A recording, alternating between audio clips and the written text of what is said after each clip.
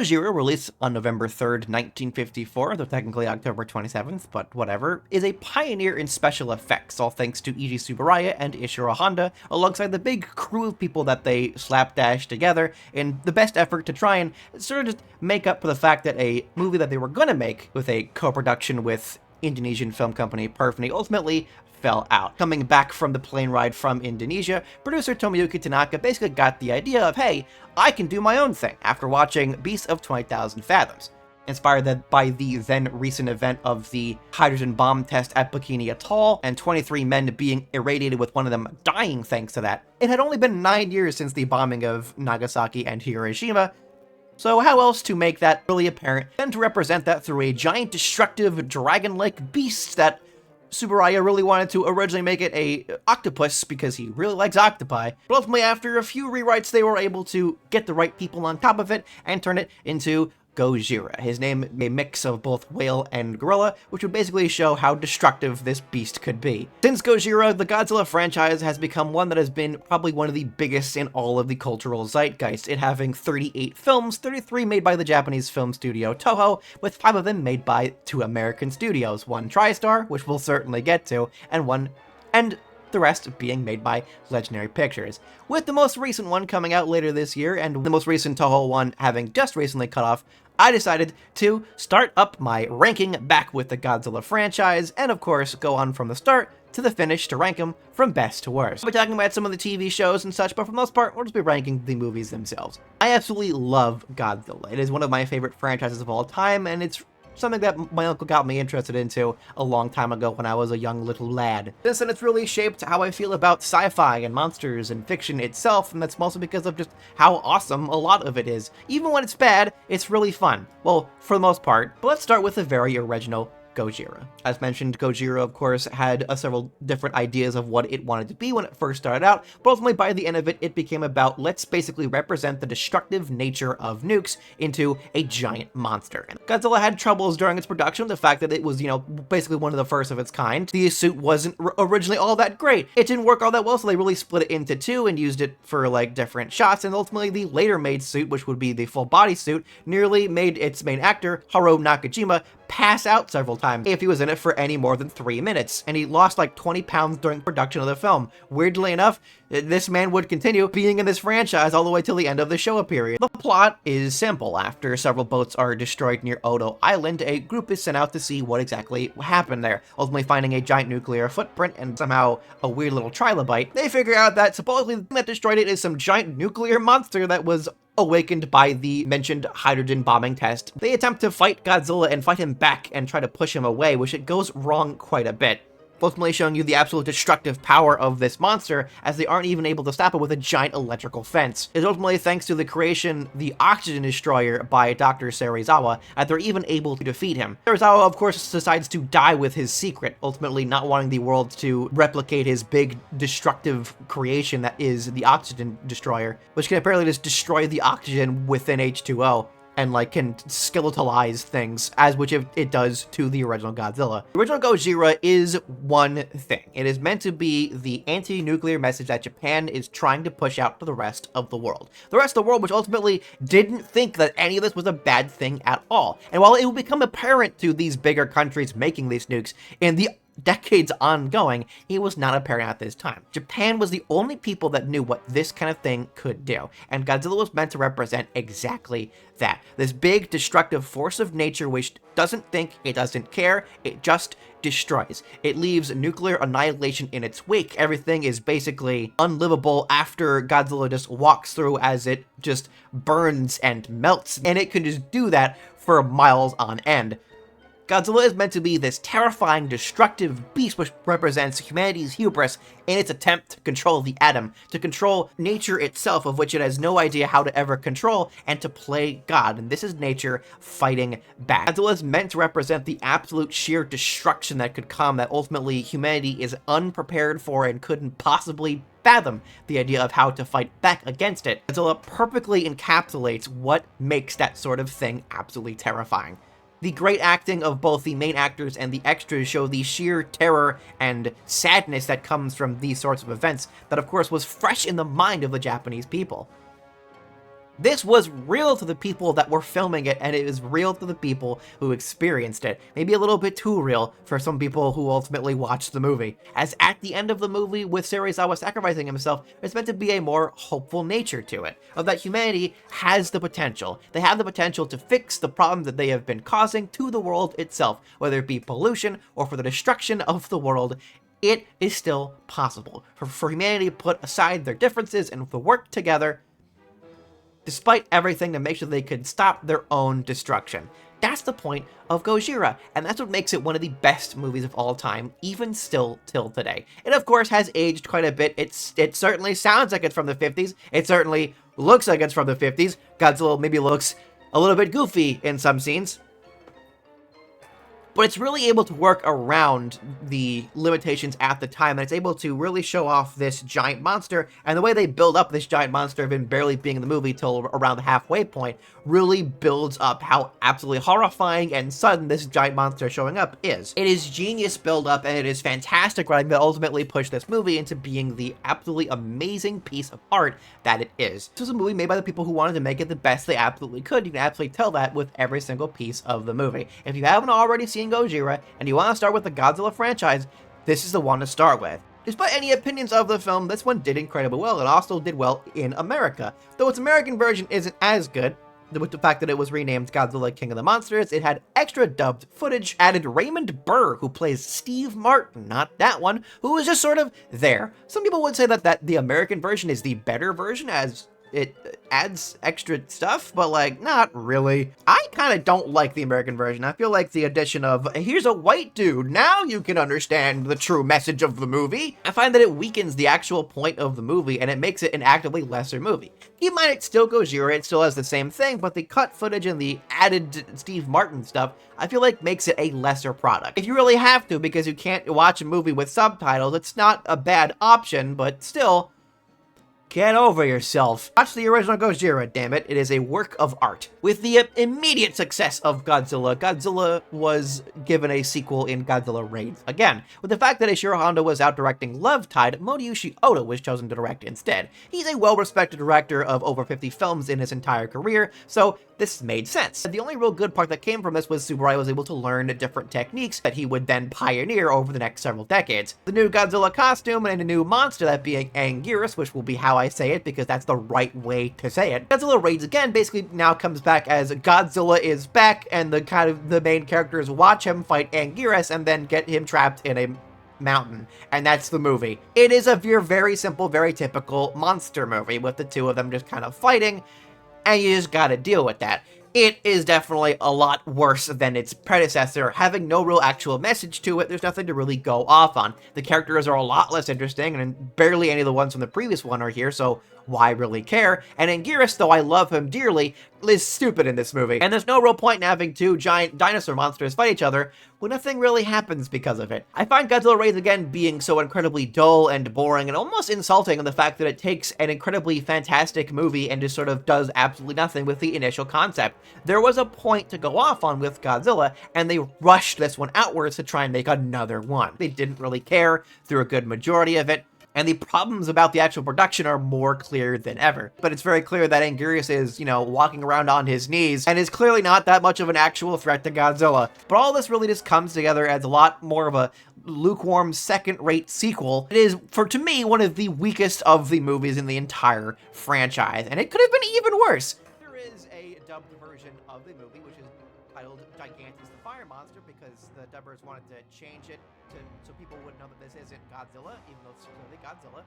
And it was paired with Rodan, even. Though sometimes it was also paired with Teenagers from Outer Space, which is a movie I might have to see because it looks stupid. But it was originally going to be dubbed by a totally different studio and was going to be changed out to be the Volcano Monsters with new American footage in a similar way to like how Power Rangers does it. And Godzilla wasn't even going to use their atomic breath, which would have been really stupid. Though the English version still uses like other stock footage, like from Unknown Island and the first Godzilla, which is weird how you're like, this isn't Godzilla. Anyway, here's footage of Godzilla.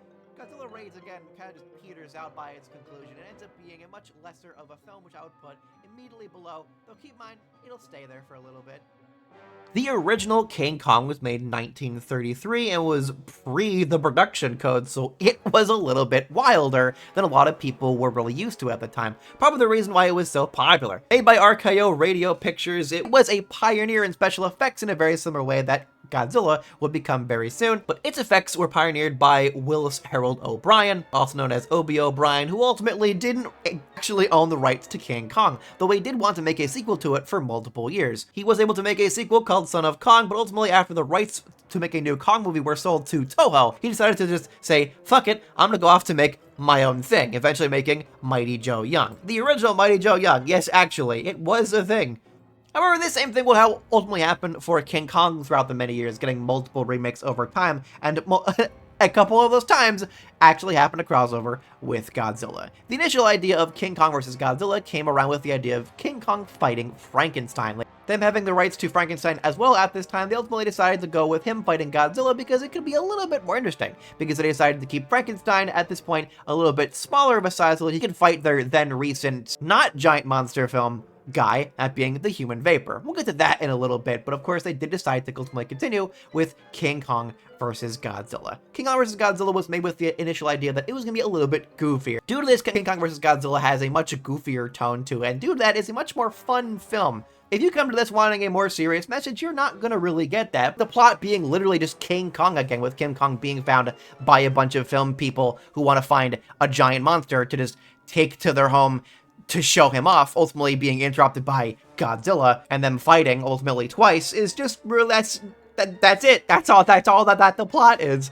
It's literally King Kong, but also Godzilla. Despite that, it's a very fun film. Having the two of these titans go up against each other, to just have them throw things at each other and King Kong grab a tree and shove in Godzilla's mouth is always incredibly funny. As goofy as King Kong looks, he ultimately is imposing, standing right next to the now more lizard-like Godzilla. A new costume having to be made because, you know, it's been like almost a decade, so might as well. Not my favorite outfit, and this certainly isn't my favorite looking King Kong of all time. But it's clear a lot of actual effort went into making this movie look good. My favorite bit is the fact that there just is a giant squid which is killed by King Kong, one of which is a prop, which ultimately was grabbed by King Kong, but with like a few actual real octopuses used in these scenes, most of which were let go after the production of this film, but the other was used as Tsuburaya's dinner, thus clearly giving me the actual reason why he wanted to have a squid since the beginning of Godzilla. But yeah, if you're gonna come into Godzilla vs. King Kong, you're doing it because it's fun. To see these two giant monsters fight each other, that's the real draw of the film. There's no real message, the characters aren't that interesting, there's no real actual human plot. At least nothing that's really worthwhile, but they do a good enough of a job to make you care enough that you don't hate sitting through the human scenes, but obviously you're doing it so you can get through the actual monster stuff, and it, more so than ever, really gives us what makes an actual monster fight a monster fight. Though really the first monsters that fought each other movie was the previous Godzilla, this is the real, like, actual monster fighting another monster thing, and how we're gonna build these movies going forward. A basic formula that especially Tsuburaya would follow throughout the many years going forward. This was very popular with the Japanese people who were really into King Kong after its re-release at around this point. And to see it go against Godzilla definitely pushed Godzilla. You would think that, you know, King Kong would ultimately be the thing that they would put against Godzilla, but in truth it was the opposite. This was mostly meant to be a King Kong movie. This is not meant to be a Godzilla film, even though it's the third in the Godzilla franchise. Isn't that weird? Godzilla was thought to be the bad guy, and that's the reason why he loses in this film. There is not an alternate cut of showing King Kong lose to Godzilla, unlike what a lot of people still want to believe.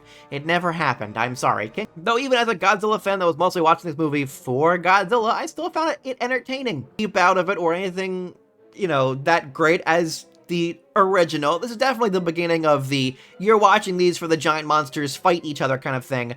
Let's hope there's an actual point to it, but hey, at least the effects are getting better over time, so let's just go at it. With that, I would put it above Raids again. This one I definitely recommend for those who want to have a fun monster fight because you really can't go wrong with this film. It is a very fun movie. At and around this point, Toho released another very important monster film, that being Mothra. We'll get to its plot a little bit later on, but they decided to actually split their next ideas into two separate films, changing their mind from Frankenstein fighting the human vapor, having Frankenstein indeed go off into his own film, fighting a whole new monster that they're going to make up called Baragon, who I love deeply. That movie would, of course, do pretty well. We'll ultimately get to some details about that a little bit later on. as it would be a few years before they actually decide to actually get onto that film, but they would go forward into their production of the next Godzilla film, as he would instead fight against Mothra. The original Mothra in 1961 is, of course, about a fictional country teaming up with Japan to visit the island where Mothra lives,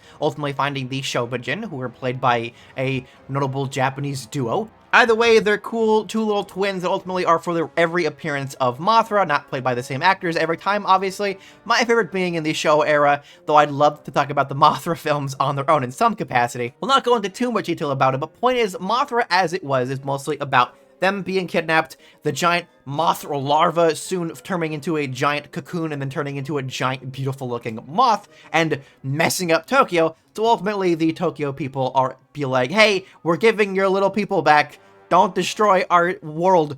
Because Mothra in and of itself is meant to be this, like, spiritual awakening of humanity. That is the point of Mothra. It deals with a lot of spiritual and political themes, basically makes it on a similar level to Godzilla of more than just a giant monster. Mothra is all about nature healing and nature wanting to be the way it is and move back to the betterment of society and humanity, of which humanity has been really messing up. Does that necessarily mean we should all go back into the tribal way of life? I don't know. Maybe that's what someone on the film production team wants to believe, and maybe this is gonna be maybe like some kind of like cult film in some capacity, but in a different way than what normally cult film means. Maybe we probably could start some kind of cult based upon Mothra. I don't know, maybe. The real point of Mothra is meant to ultimately be there needs to be a better way that humanity can unite, and that it needs to unite over its destructive forces, and that's the point of Mothra versus Godzilla. With the initial fictional country meant to represent like a merging of America and Russia constantly trying to control the world around them,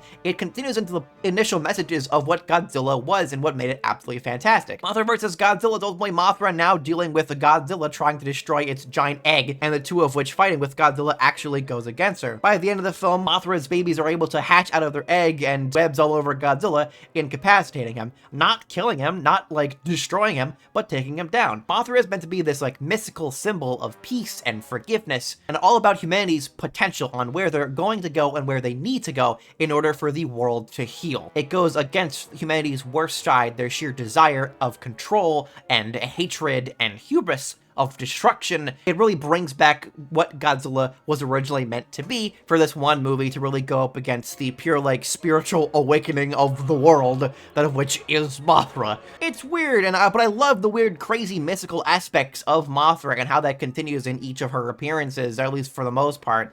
This is Mothra at her best. That's why I absolutely love this film. Mothra vs. Godzilla, or at one point called Godzilla vs. The Thing, which was a bad nomenclature in America, is a absolutely amazing movie. If you really enjoyed the original Gojira and its initial ideas and its themes, I would not only recommend watching this movie, but also the original Mothra. Its mystical themes may not be for necessarily everyone, but it's not like it, like, pushes a full religion on you, again, unless you want to join the Mothra cult, in which, you know, let's get that started, just saying. This new Godzilla costume, which will be used in both this one and the next one, looks very good. Even though it looks a little bit chubbier, it definitely goes back into Godzilla's original design and is a little bit less lizard-like. This is actually a new Mothra prop than it was in the previous one, even though they probably didn't need to do that, but, you know, it's made of a certain kind of fur that actually gets matted pretty easily, which we'll see a little bit later. Though I guess that makes sense, and you know what? All of it looks incredibly great. You really do forget that this is, you know, a movie about a dude in a suit with some, like, big cardboard monster on wires just whacking into him. It's a beautiful film, and I really love it. If you haven't already watched it, you have to watch Mothra vs. Godzilla, and that's the reason I'm putting it above King Kong vs. Godzilla. Spoilers, Mothra will basically be on the top of my list for, like, basically all of her appearances. I may or may not have a bit of a Mothra bias. She's kind of my favorite monster in this entire franchise. I don't know what it is, but the weird, cool mysticism that surrounds this character is really what pushes not only this movie, but basically most movies that focus on her into the top spots here. So when we get on to Ghidorah, the three-headed monster, probably, for me, the weirdest title out of all of the Godzilla films. Firstly, I mean, it's accurate. It's a movie mostly about Ghidorah, the three-headed monster, but it's also, you know, the fifth Godzilla film. At this point, I don't think they were making these movies to be as part of the same franchise. It just kind of ended up being that as we went on, which is the reason why they have these weird titles as they do. Honestly, titles back in the 60s were just weird, weren't they? But that's not necessarily exactly the case here. This is indeed more about Ghidorah than it is about Godzilla. Hell, this movie is really sort of like the Godzilla Avengers at this point. Firstly, let's mention Rodan. I mentioned how it was out there alongside Godzilla Raids Again a long time ago, and it was a movie that was made at around the same point, mostly being about a giant pterodactyl that kind of comes from a volcano, which was unearthed by some miners, eating like giant car-sized bugs. But indeed, Rodan and Godzilla are around, and they're basically like prophesized by this one lady who shows up after this giant meteor falls down.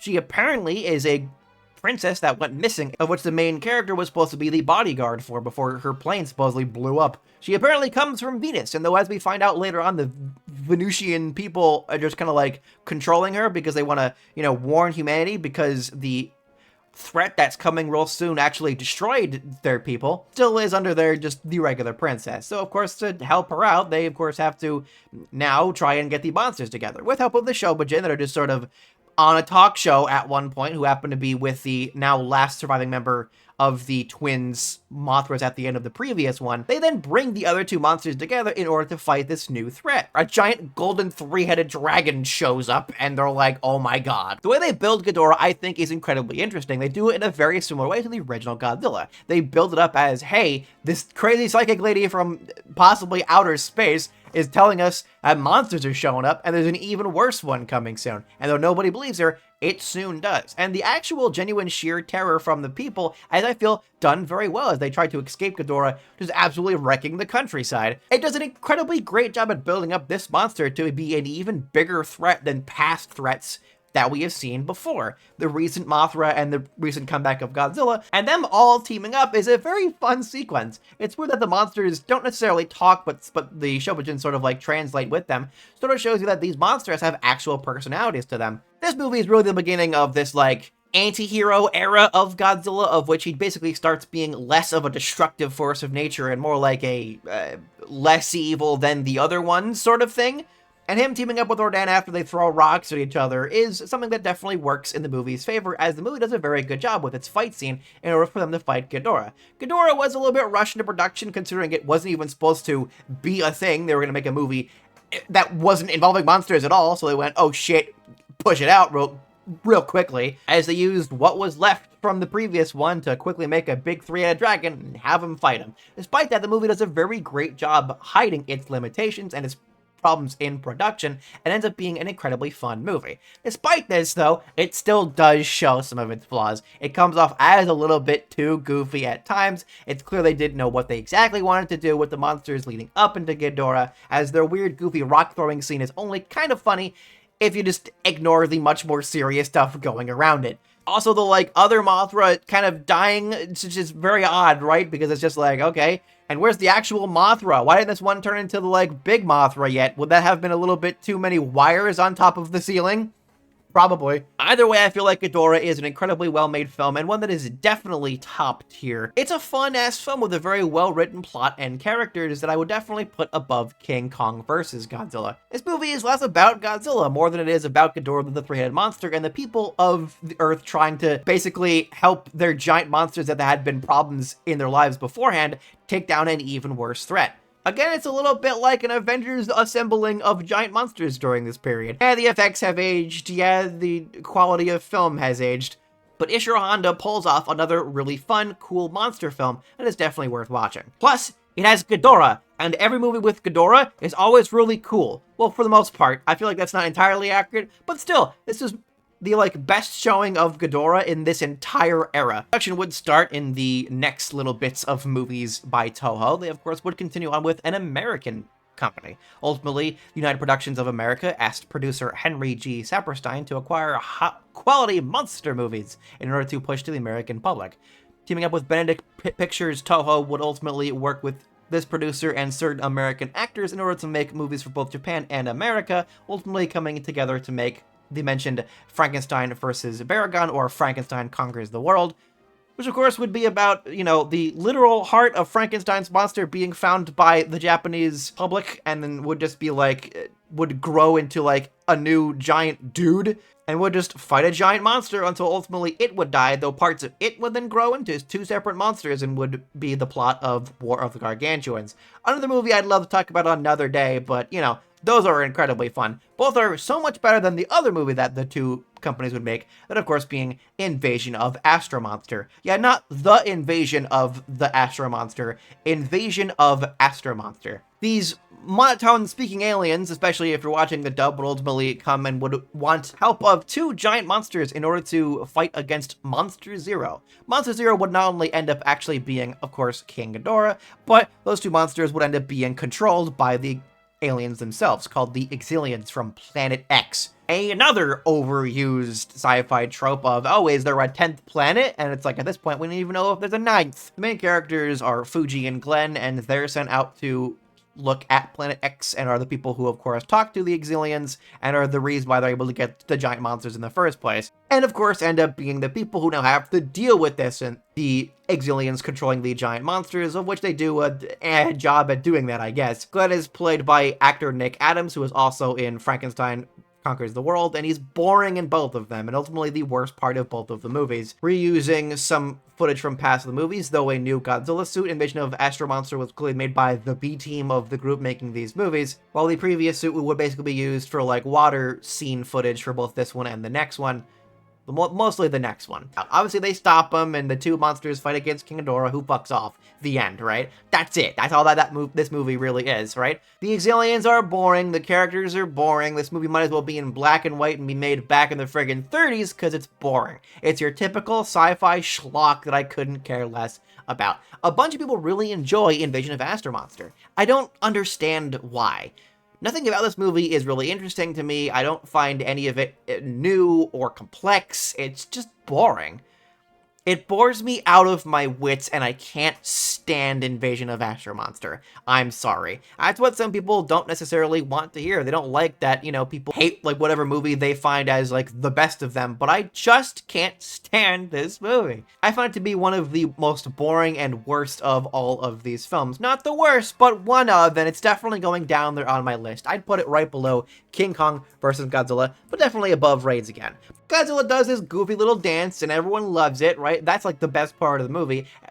And these aliens, you know, are remembered and they come back in later stuff, but they're so much more interesting as like actual threats in later media that when you come back to this and they're end up to do this like pretty boring generic alien stuff, there's just nothing to them. I'm sorry. I would much more recommend the Frankenstein Conquers the World and even its sort of sequel War of the Gargantuans a lot more than I would Invasion of Astro Monster. If you want to watch all the Godzilla films, obviously you would have to watch this, but I wouldn't say, you know, watch this with bated breath wanting to see anything interesting. Though, I wouldn't not recommend watching this. Some people actually really enjoy this, and if you end up being one of those people, then more power to you. But personally, I wouldn't watch this ever again. So, some fun backstory about this next one. Toro's deal with RKO allowed them to use King Kong for 5 years. They didn't really do a lot with Kong during this 5 years. They did attempt to make one movie in collaboration with the studio that was then making the animated show of King Kong, which you wouldn't believe was Rankin Bass. Yeah, the guys who were behind friggin' Rudolph the Red-Nosed Goddamn Reindeer were about to help make a friggin' Godzilla film. Or I guess more, a King Kong film. And they would. It just wouldn't be this one. Ultimately, the deal went through when the people that were behind it, you know, didn't work out. So instead, they took the production that they were already starting to do and they just sort of shoved Godzilla into it instead. Now, what was this movie? Well, Godzilla, or I guess what was supposed to be King Kong, was going to be fighting a giant lobster who was under control of terrorists because they were making the people from Mothra's Island make mustard for them, which was somehow controlling this giant lobster. Now, that's not exactly accurate to what's going on, but that's basically what's happening here. Godzilla fights a giant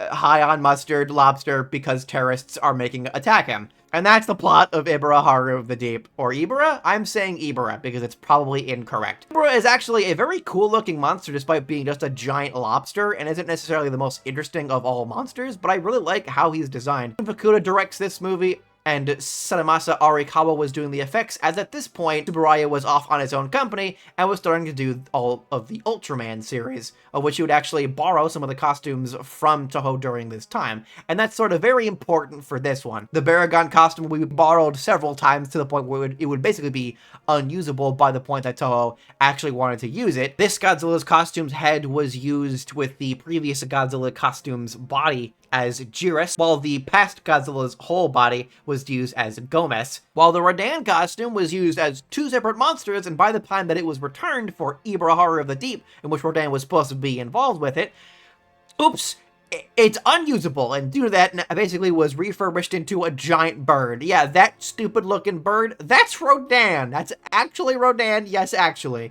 Unfortunately, they didn't rewrite a lot of the film, so Mothra's now involvement is attacking Godzilla, despite the fact that they were allies in the big literal last movie. That just kind of comes out of nowhere. However, they don't use her that often because they basically can't, because Mothra's probably at that point had become so matted that it was barely usable. Look how awful it looks. They have to use this, like, kind of creepy looking matte painting to, like, represent her just, like, standing on top of the big altar and all that. This movie isn't all that great, but because of that, it has a lot of personality to it. Maybe it's because it's a bit of a train wreck that I end up just not wanting to hate on it because it's just so entertaining because of that train wreck that is the production of this movie. But Ibra Horror of the Deep is a fun movie. I have to recommend it, and it's going higher than you probably would think that I would put it in. Definitely below King Kong vs. Godzilla, obviously, but above Invasion of the Astro Monster and Godzilla Raids Again. This movie is a big absolute mess, but it is so entertaining. How do you not enjoy Godzilla fighting terrorists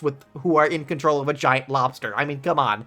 It is a strange movie, and I just find it so likable. It's not necessarily on the level of Gigan or Megalon, and I'll certainly get there in a minute, but it is definitely that kind of movie. They would be able to make that King Kong film, which would end up being King Kong Escapes, involving him fighting a giant robot King Kong, despite having the actual A-team of directors and effects people. It would not be as successful and wouldn't be as remembered as the movie that was made by the B-team that exact same year, that being Son of Godzilla.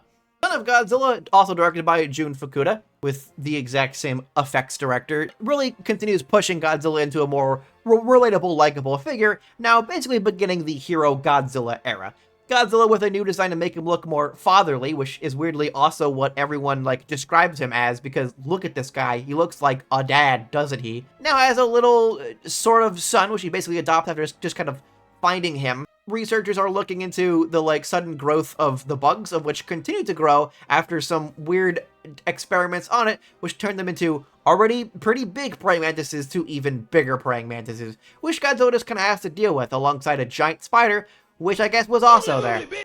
I do like how they do have the actual research team try to do things throughout the movie, dealing with them getting attacked by these giant monsters, but the real reason you're watching this is for Godzilla and his son. Minya is a goofy little creature that was actually made not to appeal to kids, but to appeal to women. Because I guess the producers assumed that no woman wanted to see the monster films on their own, and that they would stay and see because of the cute kawaii Godzilla son. This movie definitely feels like it was made on a wing and a prayer. It doesn't feel like it is necessarily on the same high quality of effects or directing. You can really tell when a past suit was used in water scenes, because it is clearly not the same one as the main suit, because they look very different. I love this movie because Godzilla is just hanging out with his goofy ass son, just like playing games, and there was more scenes of this, and they just like cut them for some reason. I'd be totally down for more of this, for more of Minya just goofing around. Do I think the series should have become that? No, that would have sucked, but more of this in some way would have been fun. I would have loved that. Because of that, Son of Godzilla, I kind of hold it near and dear to my heart. It's this goofy little attempt to make like a more like friendly for the general public monster film that tries its best to still be a monster film. It's just so like lovable and stupid and fun. How are you not supposed to love it? I think some people really hate on this film a little bit too hard than they should. It's not anything you take seriously. It's a weird palate cleanser from things trying to take themselves a lot more seriously than previous. It's just a fun time with some monsters. And it's very heartwarming and cute, and I just love Son of Godzilla, man. I don't know what to tell you. They get a short man in a rubber suit, they make him hug a much taller man, and that somehow makes me feel emotional. What can I say? I really like how the big bugs are sort of like giant marionette puppets, because they just like string up their arms, they make them move around a whole, especially Kumonga, the giant spider that apparently was very hard to really have a whole bunch of people move each of the legs at separate times. Plus, I got the like rope web thing that I really like when Tokusatsu does, so they just throw a rope at the guy, and they're like, ah, a web, I'm stuck in it.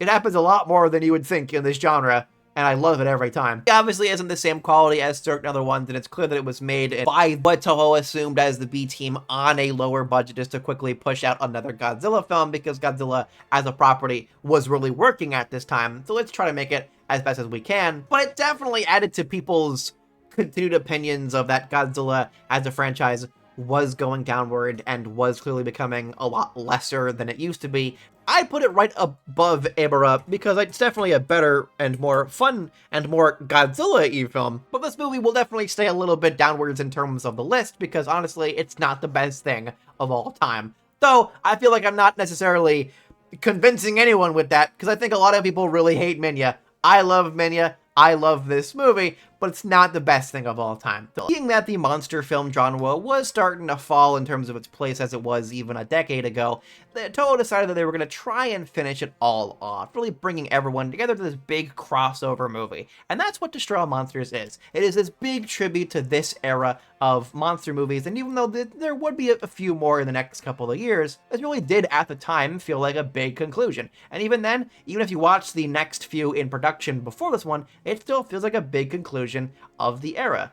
Being in the farther future in 1999, where the Earth had apparently achieved world peace. Yeah, bullshit, thank you very much. Monsters are currently confined to Monsterland, or Monster Island, as I'll just pretend to call it. We got Baragon and Varan, who are barely moving because their suits are impossible to use, a new suit for Godzilla and Anguirus, weirdly enough, but still the same ones as Rodan.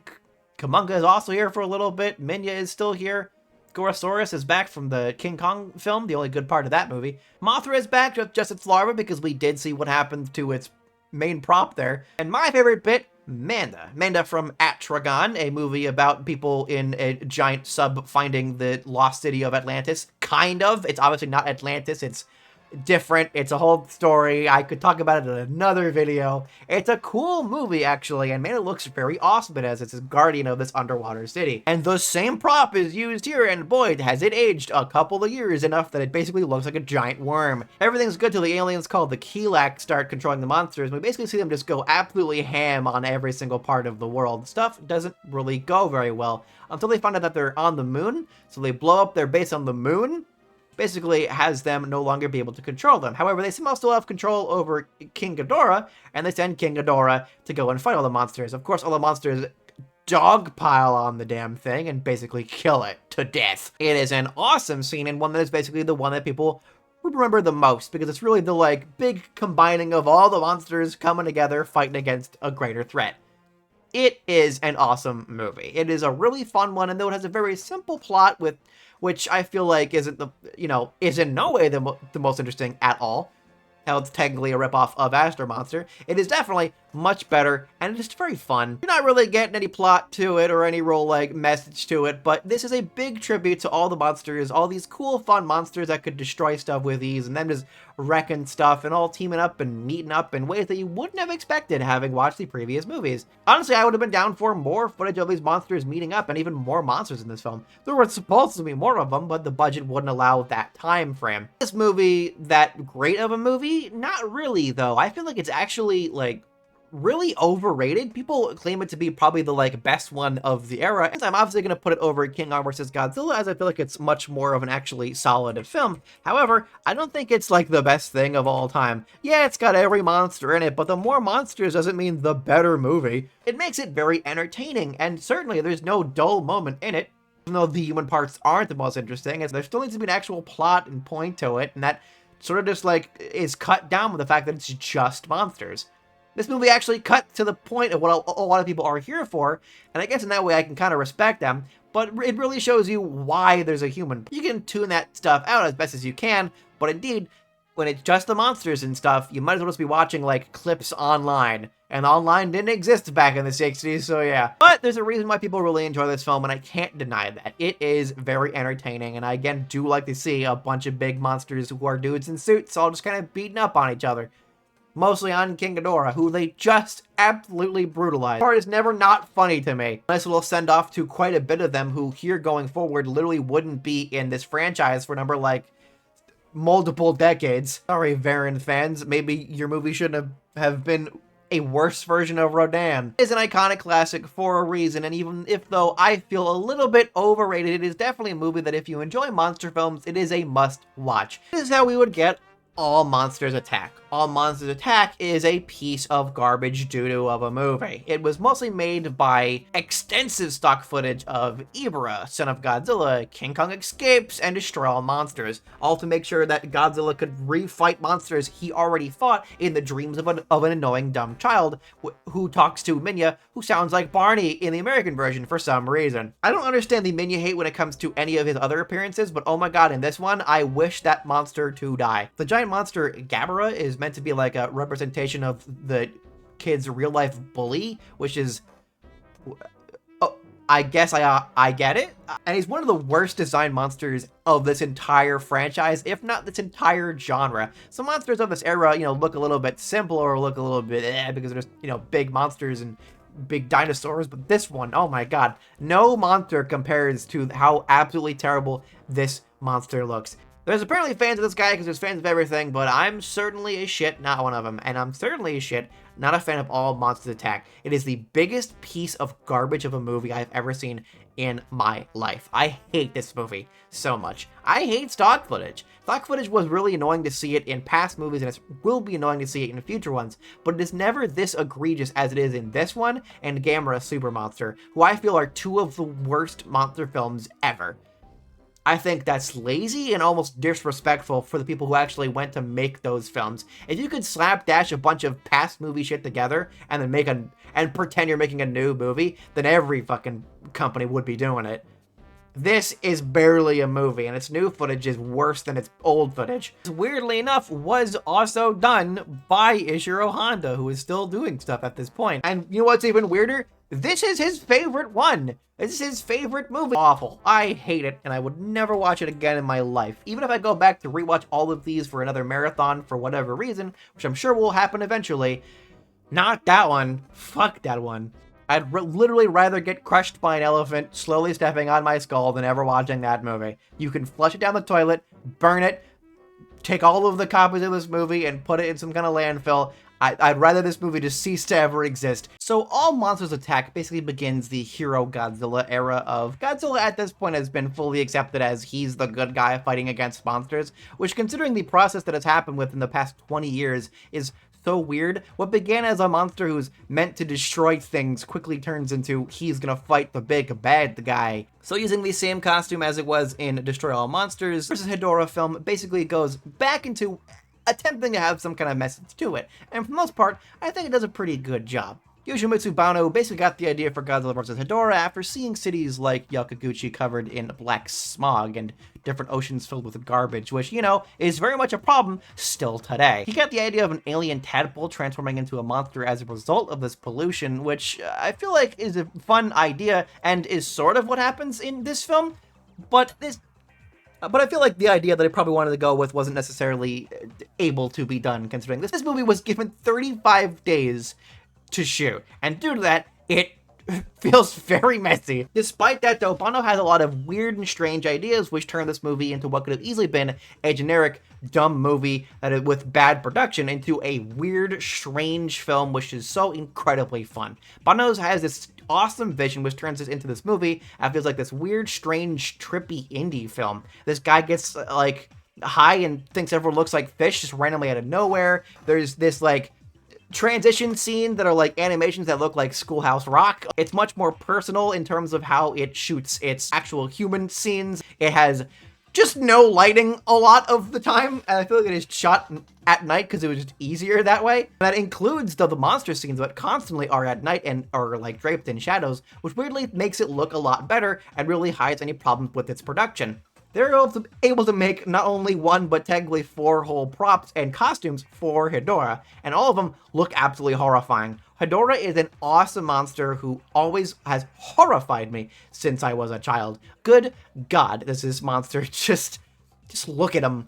Look at him with his gross eyes. Fun fact, the actor in the actual suit, Kenpachiro Satsuma, actually had an appendix burst literally in the middle of filming and had to get an appendicitis treatment literally in the actual costume. This and that one episode of 100 Ways to Die is basically why I always worry that it will literally happen at any point for me. Of course, there's the movie where Godzilla flies in order to catch up to the weird, crazy UFO goop monster, which he basically pulls the eyeballs out of after it sludges it to near death. This film is wild, and I absolutely love it. It also has a very important message. Its important message is basically similar to the previous Godzilla one. Is it done as smart? No, but it definitely has the same kind of message as the original Godzilla of we need to take care of the Earth. Otherwise, God knows what will happen. We already have seen how nature can react to what we are doing to it and how it has been changed by desire to create and make more and more and more without knowing the repercussions of the smog we're putting out into the open air and how much just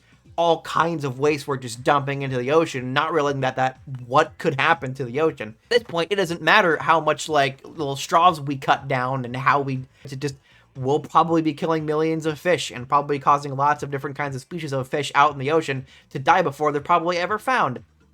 Or worse, turn into some kind of weird creature because they have to adapt to the pollution of the ocean that will probably just cover it at some point. Will it happen in modern day? No, maybe not, but it probably will happen years from now. It's very similar to Godzilla. Obviously, there's not a giant monster that is reawakened by and irradiated by these nukes. But not only is it something that at this point is scientifically possible considering the idea of evolution, but also is just meant to be representative of the Earth fighting back. What is going to happen once the world is near its death? Maybe it won't make monsters, but maybe it might. But at the very least, we will find these consequences very soon if we don't do something about it. And that's the message of Hedorah. The movie's a lot smarter than people give it credit for. A lot of effort went into really like making it a good looking film and to cut away from a lot of its problems in production. I absolutely respect the shit out of this film. I love Godzilla vs. Hedorah. Maybe some will disagree with me, but I feel like this one to definitely be one of the best of this era, especially when compared to the ones that will come soon after this one. Me, I'm putting it right below, for now, Ghidorah, the three-headed monster. Now we get into two of basically the worst of this era, but in such a way that they're both very fun. Godzilla vs. Gigan and Godzilla vs. Megalon, both directed by Jun Fukuda, who is now back, and once again Shinichi Sekizawa, who both of which are working into, once again, make a very cheaply looking film. Godzilla vs. Gigan is about big cockroach men who basically pretend to be humans and make a friggin' amusement park, with the main attraction being a friggin' Godzilla statue. Hey, come on down to the roller coaster that we've called, Hurricane Katrina. It's so weird to have this in universe, despite what everyone knows as Godzilla, and the fact that he still causes trouble even if he is helping. And it's weird that the plot gets uncovered by a manga artist who makes a bunch of, like, bad-looking, stupid monsters. He's the guy that stops them from being able to, like, troll Godzilla and Anguirus as they go to then fight against the monsters that the aliens do have control of, which is not only King Ghidorah, somehow, but also the new monster, Gigan. King Ghidorah's prop was, at this point, barely usable. Hell, the Anguirus prop basically was, too. So they have a lot of stock footage in this one involving King Ghidorah, but they at least try to make it more an actual movie than they did All Monsters Attack. By that, King Ghidorah is taken down way easier than he was, as is Gigan. The movie is definitely really messy and very amateurish, but despite that, ends up being actually very fun. It's just due to the fact that it feels very stupid and kind of wacky that it ends up being this so bad it's good kind of feel. This was way so schlocky and cartoonish as compared to even previous ones that it just comes off as this fun, goofy film from the 70s, which unfortunately a lot of people contribute Godzilla as being the entire era. A new Godzilla suit will be made for the next 3 movies, as he would go up against the, Sealanders, who team up with these cockroach guys to have their monsters team up, with them having a giant water beetle.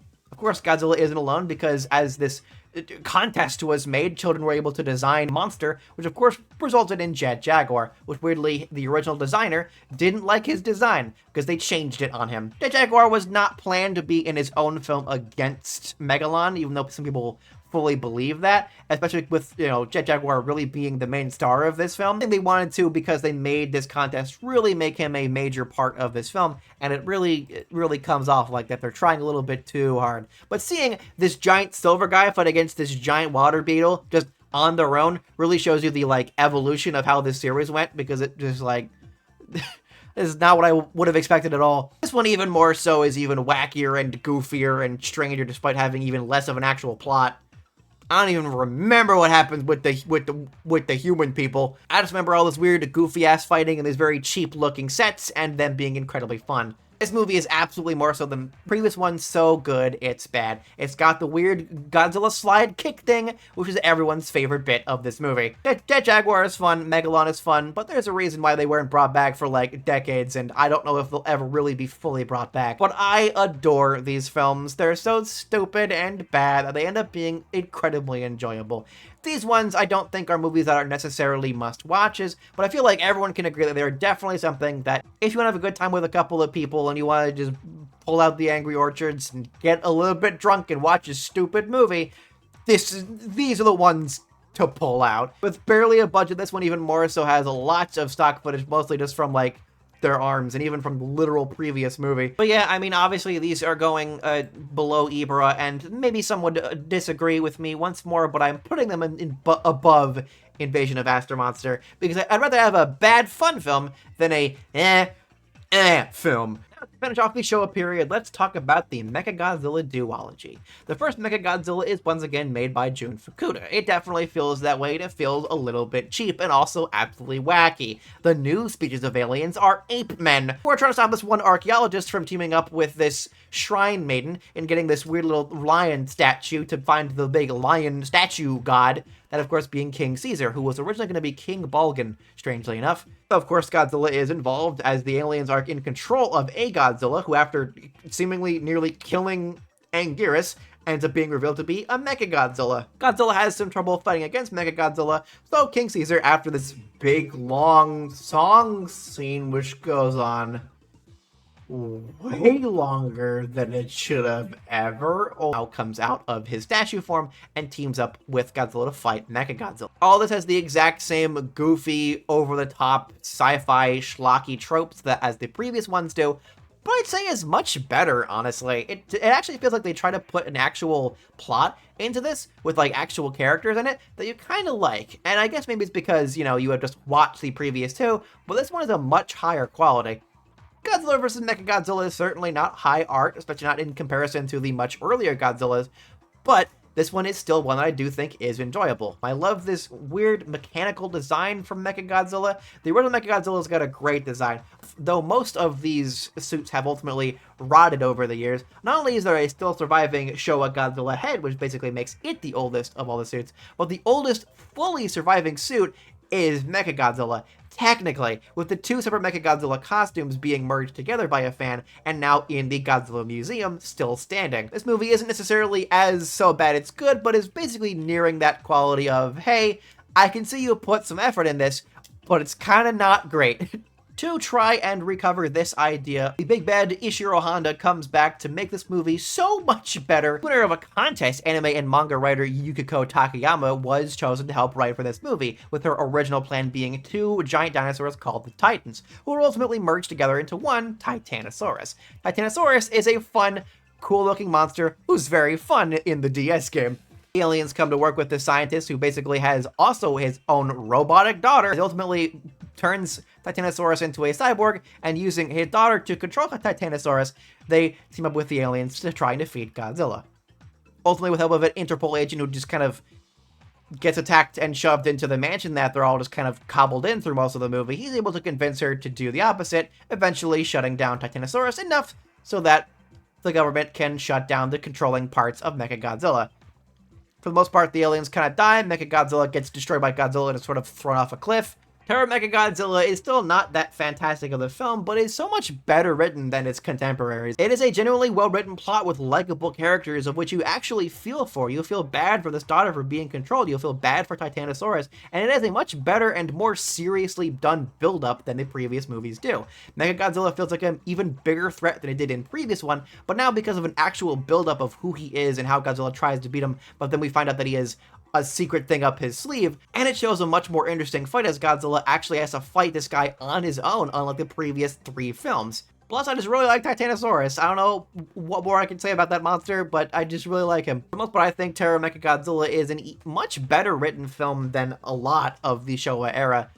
And even if it's not necessarily the highest of art, I feel like it actually gives a real plot this time. Thanks to Ishiro Honda really coming back, it does feel like an actual effort was made in order to make this a genuine film, rather than just kind of a monster film. It feels like at this point in the era, the people behind these films were just making it because they felt like they had to make it. They were making it because they were just for a paycheck, because a monster film had to be made and they didn't need to really care as much about it, you know? But with Honda coming back, this really shows that someone has respect for this genre and that someone feels like you really can do something good with it. Just I feel like it wasn't given the time and budget as it definitely should have been allotted to really come out to be a much better film.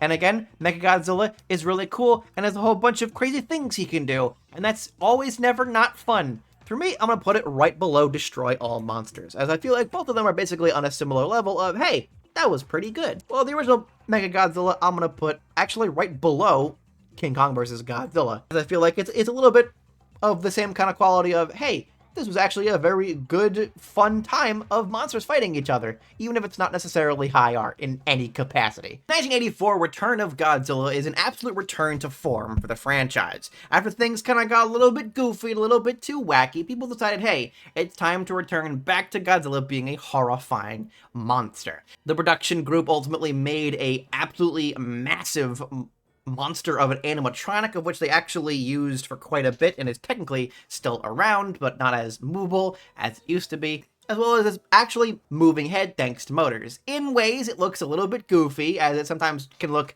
derpy, but this Godzilla is portrayed in such a way where he is a lot more of an actual, genuine monster than he used to be. Very similar to the original, a ship goes missing, so another one goes to try and find it, this being a reporter who finds a giant mutated sea lice. And after being saved by a sailor, the two of them figure out that Godzilla has returned. The government basically stops them from releasing this story to the newspaper, but soon enough after the Soviet submarine is destroyed in the Pacific, which they basically blame the Americans, Japan's gotta reveal Godzilla to them. I guess they didn't know about the original Godzilla? Weird. This is meant to be a direct sequel to the very original Godzilla, thus as the original continuity was back in the Showa period. But this one ignores everything from beforehand and just goes, Godzilla hasn't been around for a couple of decades, and now he's back. A new weapon is revealed, the Super X, a specially armored flying fortress that will defend Japan sanctioned there in order to fight against him, and the Super actually does pretty well against him. They find out that Godzilla's heart is a bit like a nuclear reactor, and cadmium shells are sent into Godzilla, which actively stops him. Unfortunately, at this point, they decide to launch a missile, and it's only just barely that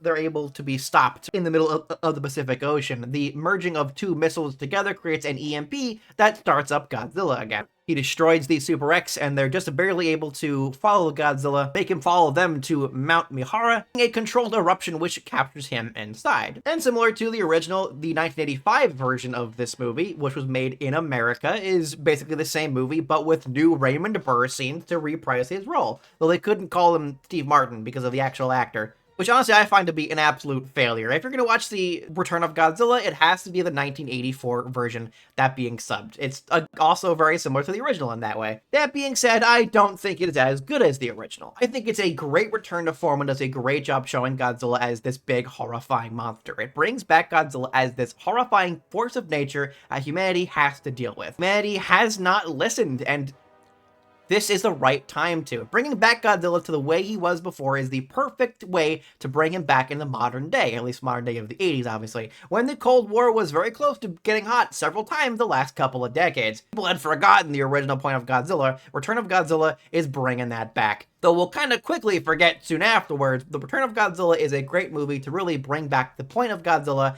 especially now that, nukes are more present than ever during that period. This was the right time to be like, hey, humanity has not learned, but is not too far away from coming back. It is not too late. Humanity can figure out, and they need to work together. They have to stop arguing, and having the more direct America and Russia being in the movie, I feel like helps out with that. Some parts of it feel a little bit cheap when in that, meeting room, but the rest of it feels like they put a lot of effort into making this feel more realistic and darker and grittier, and they do a great job bringing back this guy into the modern period to make a genuinely really good, very well-rounded film. That being said, for me personally, I don't think it is perfect, and it might be a little bit slow in places.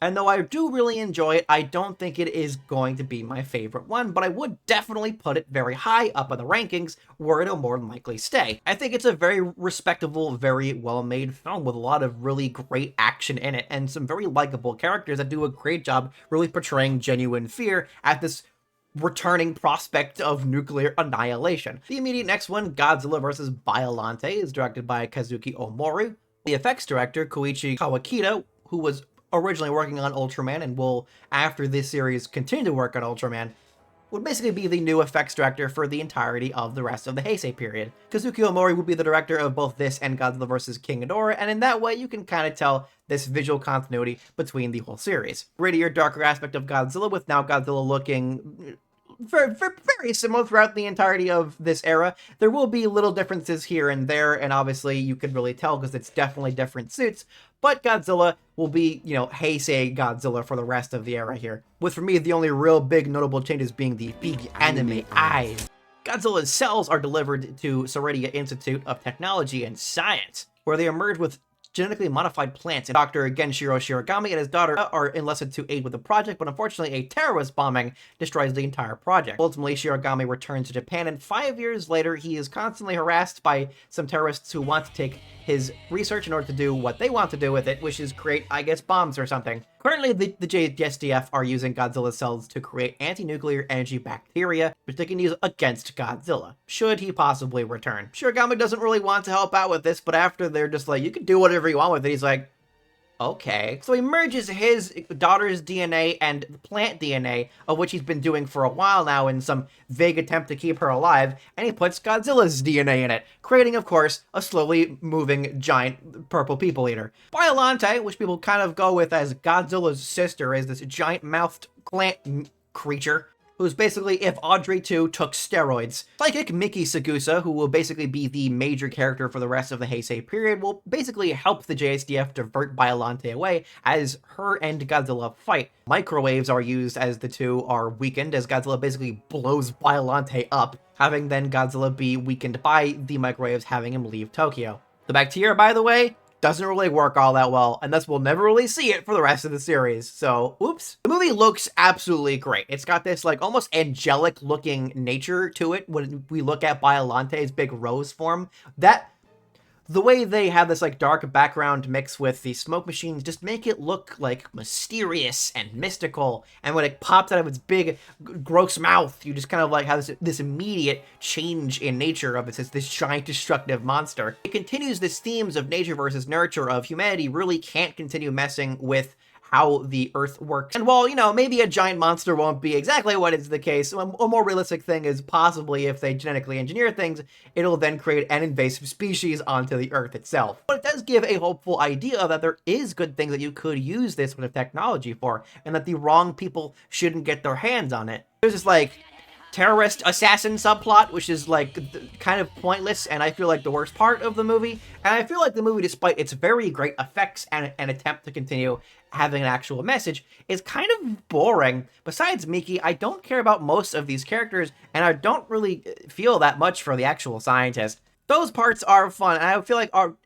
I do recommend this movie for at least those, but Biollante isn't that great of a movie. At least I don't feel so. There's definitely some fans of it, and I have warmed to it over the years. I do not think this is a bad film, but to me, this is the second weakest of the Heisei period. Where I would put it personally, it's a little bit hard to figure that out because I don't hate this movie, and I would definitely put it above certain ones that I feel like are lesser in terms of their production. There was a lot of effort put into this movie to make it look really good, and the acting's really good. Personally, I would put it below Terror of Mechagodzilla. Very quickly, I want to talk about some of the suit actors that ultimately acted as Godzilla. I did mention the fantastic Haruo Nakajima before, who of course was Godzilla for most of the Showa era. In the Heisei period, he was replaced by the actor who actually played Hedorah previously, that being Kenpachiro Satsuma. He unfortunately had passed away this year in 2023. Of course, he would later be replaced in the Millennium period by Tsutomu Kitagawa,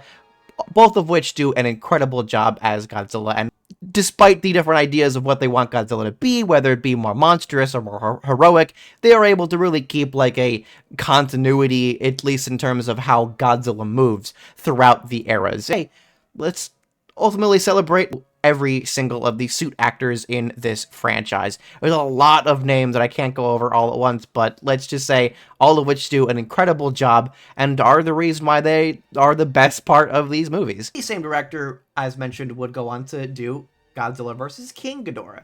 Godzilla vs. King Ghidorah is a very strange one, isn't it? Instead of making a new monster, they then went with, hey, let's do something that might work a little bit better. So they almost did King Kong, but then they realized they didn't have the actual right for this, and they didn't want to pay royalties, so that's King Ghidorah. He has become a member of the National Center of Super Sciences, and specifically their Godzilla team. They're made by the Futurians. Basically are just like, hey, Godzilla's gonna mess up the future, so we've come back in the past to try and get rid of him from existence. The group goes with them, and they are able to go back in time with help of their time machine and their friggin' like robot butler called M11 to look at the initial birth of Godzilla, and they find out that his origin is he was a Godzillasaurus who was irradiated during World War II from his place in that time period away like into the ocean, where he'll apparently just die.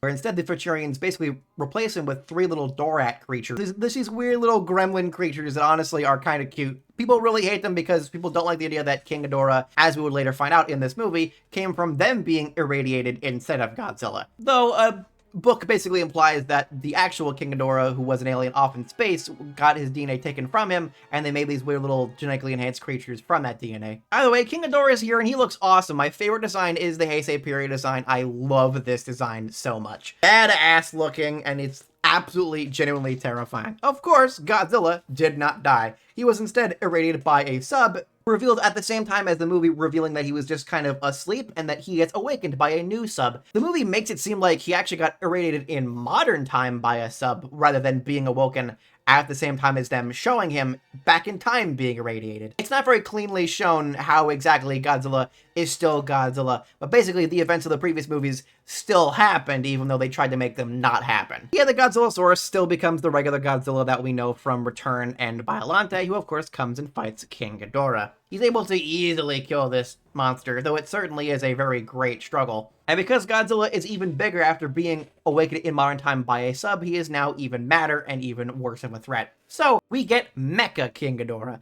Mecha King Ghidorah is a cyborg Ghidorah. Researcher Emi Kano decides to, in fact, go into the future and take King Ghidorah's body and turn him into a cyborg to help fight against Godzilla. Ultimately, it doesn't do that well against Godzilla, but it really is just meant there to take Godzilla away from this area, which it thankfully is able to do. Friggin' 3-headed golden cyborg dragon is something that honestly is a cool idea, and I would love to see again. I love this movie. Is it a great, well-written movie that has necessarily some kind of deeper meaning to it, or has some great character arcs?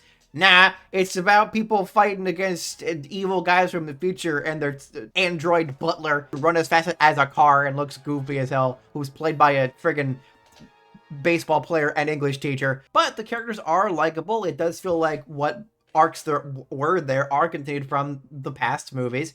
This is one of those movies you're watching because it's cool-ass monster stuff, and that's all it needs to be, alright? This plot doesn't make a lot of too much sense. Time travel is always complicated, and the way they present this movie weirdly makes it even more complicated than it actually is. But despite that, it's awesome. I don't care. Mecha King Ghidorah is badass, and there's no way you're gonna convince me otherwise. It's a fun time, and that's all it really needs to be, honestly. I find it a lot more enjoyable than the previous one, and personally, I would put it right below Return of Godzilla, above Destroy All Monsters. It'll be sacrilege, basically, when I put everything over the one that everyone thinks is the best one, so let's just kind of, nip it in the bud here. There's gonna be more going above that, so yeah. Godzilla vs. Mothra. Get ready for more of my very clear Mothra bias because I love Godzilla vs. Mothra. Now, I will go ahead and admit that I don't think it is as good in terms of its effects. It definitely feels like it tries to be more of like a monster movie and doesn't really work with the same scaling as the previous ones did. The previous ones do a good job at showing how genuinely big and horrifying these monsters are, making these cities feel like genuine real cities that are being stompled around by giant monsters. Stompled is not a real word. Takao Okawara is a pretty good director, ultimately has done several movies of these sorts in the past and will in the future. But he's definitely more of an action director than he is a, like, monster movie director. A meteor awakens Godzilla, and it is, of course, the egg of Batra, who ultimately goes out to try and fight Mothra. Apparently, like, rivals for centuries. Batra looks awesome. I love his Imago form. I love his moth form. I think it's really cool how this, like, yin and yang feel come to ultimately stop the destructive force of nature itself. It has very similar messages to what the original Mothra was, right? Humanity needs to get past its constant petty squabbles and its destructive nature in order to find, like, a better reason to go on, because there are more important things in this constant war and destruction.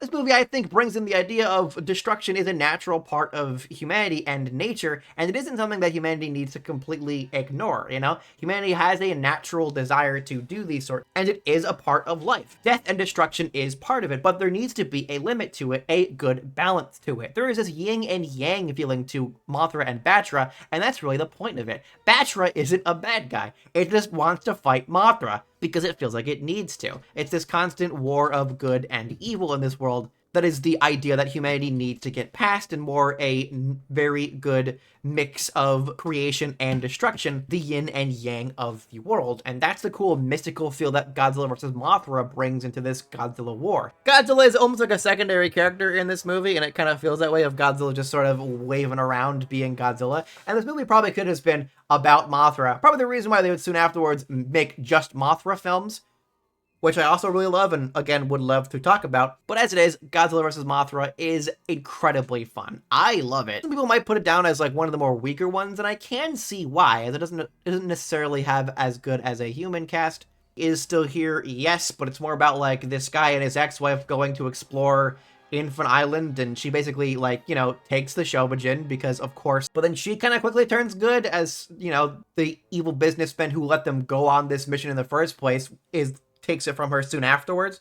But, like, most of that doesn't really have anything to do with the actual movie. However, considering that I both love Mothra and its weird mystical aspects, and the fact that this was one of the movies that I could basically see all on my own when I was younger, it being constantly on, like, Showtime and, like, one of those kinds of channels, back when that really mattered, I have a lot of fondness for this movie, and I really enjoy it. This is my favorite Mothra design. I love Batra. Godzilla looks awesome. And though it definitely doesn't have the same amount of skill as the previous ones, I do think it does a great job at showing Godzilla as a genuine actual threat, and it has some great, cool monster action scenes, of which, you know, is the bare minimum of what you need to do for a Godzilla film. I don't think it does as good of a job at making a actual point as past Godzilla films have, especially the original Mothra vs. Godzilla, but I do find it an incredibly fun movie. And that's why, against probably most people's better judgment, I'm putting it right below Ghidorah the Three-Headed Monster. I think it's awesome, I think it's fun, and I love Mothra, bite me. Next up, with the same director and effects director, Godzilla vs. Mechagodzilla 2. After going through some crazy concepts, which ultimately is the reason why you see Mechagodzilla looking the way he did in the poster, they then settled on a more, like, rounder design with Mechagodzilla 2. Mechagodzilla 2 is not my favorite Mechagodzilla design. I think it looks alright, but this movie does a good enough job at making him a genuine actual threat, recovering certain mechanized parts from Mecha King Ghidorah. The government was able to use that to create a new, better robot called Mechagodzilla. They also find a baby Godzilla. They find him on this weird, strange island after nearly being killed by Rodan, who was basically looking over the egg, assuming that it was another Rodan, I guess. It is found and studied, and even makes psychic friends with Miki, who really just wants Godzilla to live in peace and just find a way to get him away from the city. Really hates that her group are trying to use all of this into trying to make Mechagodzilla even better, so they use the weaknesses that they find in the baby Godzilla to try and use it against regular Godzilla, and boy does it work! Godzilla nearly dies because of this weird second brain in its leg, which is only ever present in this movie, and never again. Miki, who's even forced to, like, pilot the, like, weird laser gun wings that Mechagodzilla has, is ultimately the reason why Mechagodzilla 2 loses, as Godzilla is given new powers by Rodan, who just, like, falls on top of him and gives him this bigger, stronger red beam. It's awesome. This movie has a way better plot than the previous movies, and it is an incredibly fun film. The intricacies of Godzilla, studying him as if he's this big, like, regular real-life animal, I find is incredibly interesting, and the whole suit-up scene of Mechagodzilla 2 is badass. Though not my favorite design of Mechagodzilla 2, this one I just kind of go back to and realize it's a very well done film. It's also very emotional. You really do feel bad for this Godzilla, and obviously our main character of the past several movies is once again back in the forefront as she's trying to just be like, hey, can we just not kill Godzilla? We don't need to. Like, come on. And you're both on the side of, yeah, we don't need to because I like Godzilla, but also like, we might need to. I think it's got some great cinematography. I think it's got some great special effects. It's a really great movie. I would put it right below versus Mothra, personally. Keep in mind, I have a lot of respect for this film and would absolutely love to rewatch it. I think one of my biggest problems with it is Rodan isn't really used all that well in it. It really does feel like Rodan's just sort of there, though I really do like Rodan's design here. This era really makes everyone look genuinely really cool. I got like no notes about most of these monsters in terms of their designs in any way. Oh, baby Godzilla looks a lot better than Minya looked, honestly. Even by entirely separate director Kenshu Yamashita, this next movie, Godzilla vs. Space Godzilla, is definitely the weakest of the period. Ishiro Hondo's assistant director in Terror of Mechagodzilla is able to become the new director, and he does it for only one time. Miki, now chief of the group, now called the UNGCC, mostly in their psychic center, she's met by members of the G Laboratory and the G Countermeasure Conference, who wish to try and telepathically control Godzilla. They attempt to do so against the little baby Godzilla, who has grown tremendously, who looks a little bit more Minya-y, but, still a much better design. She doesn't like this, and she's convinced by the Shobijin that she's entirely right, but basically has to do so in order to gain Godzilla's trust to help him fight against a new threat coming from space. Space Godzilla. The way, when you really think about it, a pretty lazy name, in all honesty, is a really cool-looking monster. Space Godzilla shows up in his big crystalline form and takes baby Godzilla, and then Godzilla's gotta chase after him. They send Mogira, who is meant to be a modernized version of the big robot that was in the movie The Mysterians, made by Toho back in the 50s. It's meant to be using technology made from Mechagodzilla 2, and you saw how genuinely really good that Mechagodzilla could be, and the fact that they don't even have that sort of, like, arsenal in this, what is supposed to be a better robot, is honestly insulting, as it's quickly destroyed by Space Godzilla. But Godzilla is able to show up, and with a little bit of help, Godzilla is able to defeat Space Godzilla, mostly by blowing up its shoulders. This movie has the weakest plot in the entirety of the series, being incredibly simple, having a secondary plot where Miki gets kidnapped, but like, who cares? And they don't even really explain how the hell Space Godzilla happened. The worst part of the film, its action scenes. They look incredibly cheap, and they just look like they're on a set. Even back then, I could tell things were a little bit different. Well, I guess not when I was really younger, considering this was the first one I ever saw. But despite this being the first one I ever saw, I have no nostalgia for this one. It definitely felt like they were starting to, like, run out of what they really wanted to do with this franchise, and they were starting to kind of... It seems like they were running out of steam at this point in the series, and you could really tell that by how this movie looked. I'm definitely putting this lower in the list. The real question is, I'm definitely putting it below the original Mechagodzilla, but I'm not entirely sure if I want to put it above Son of Godzilla and Ibra, or below.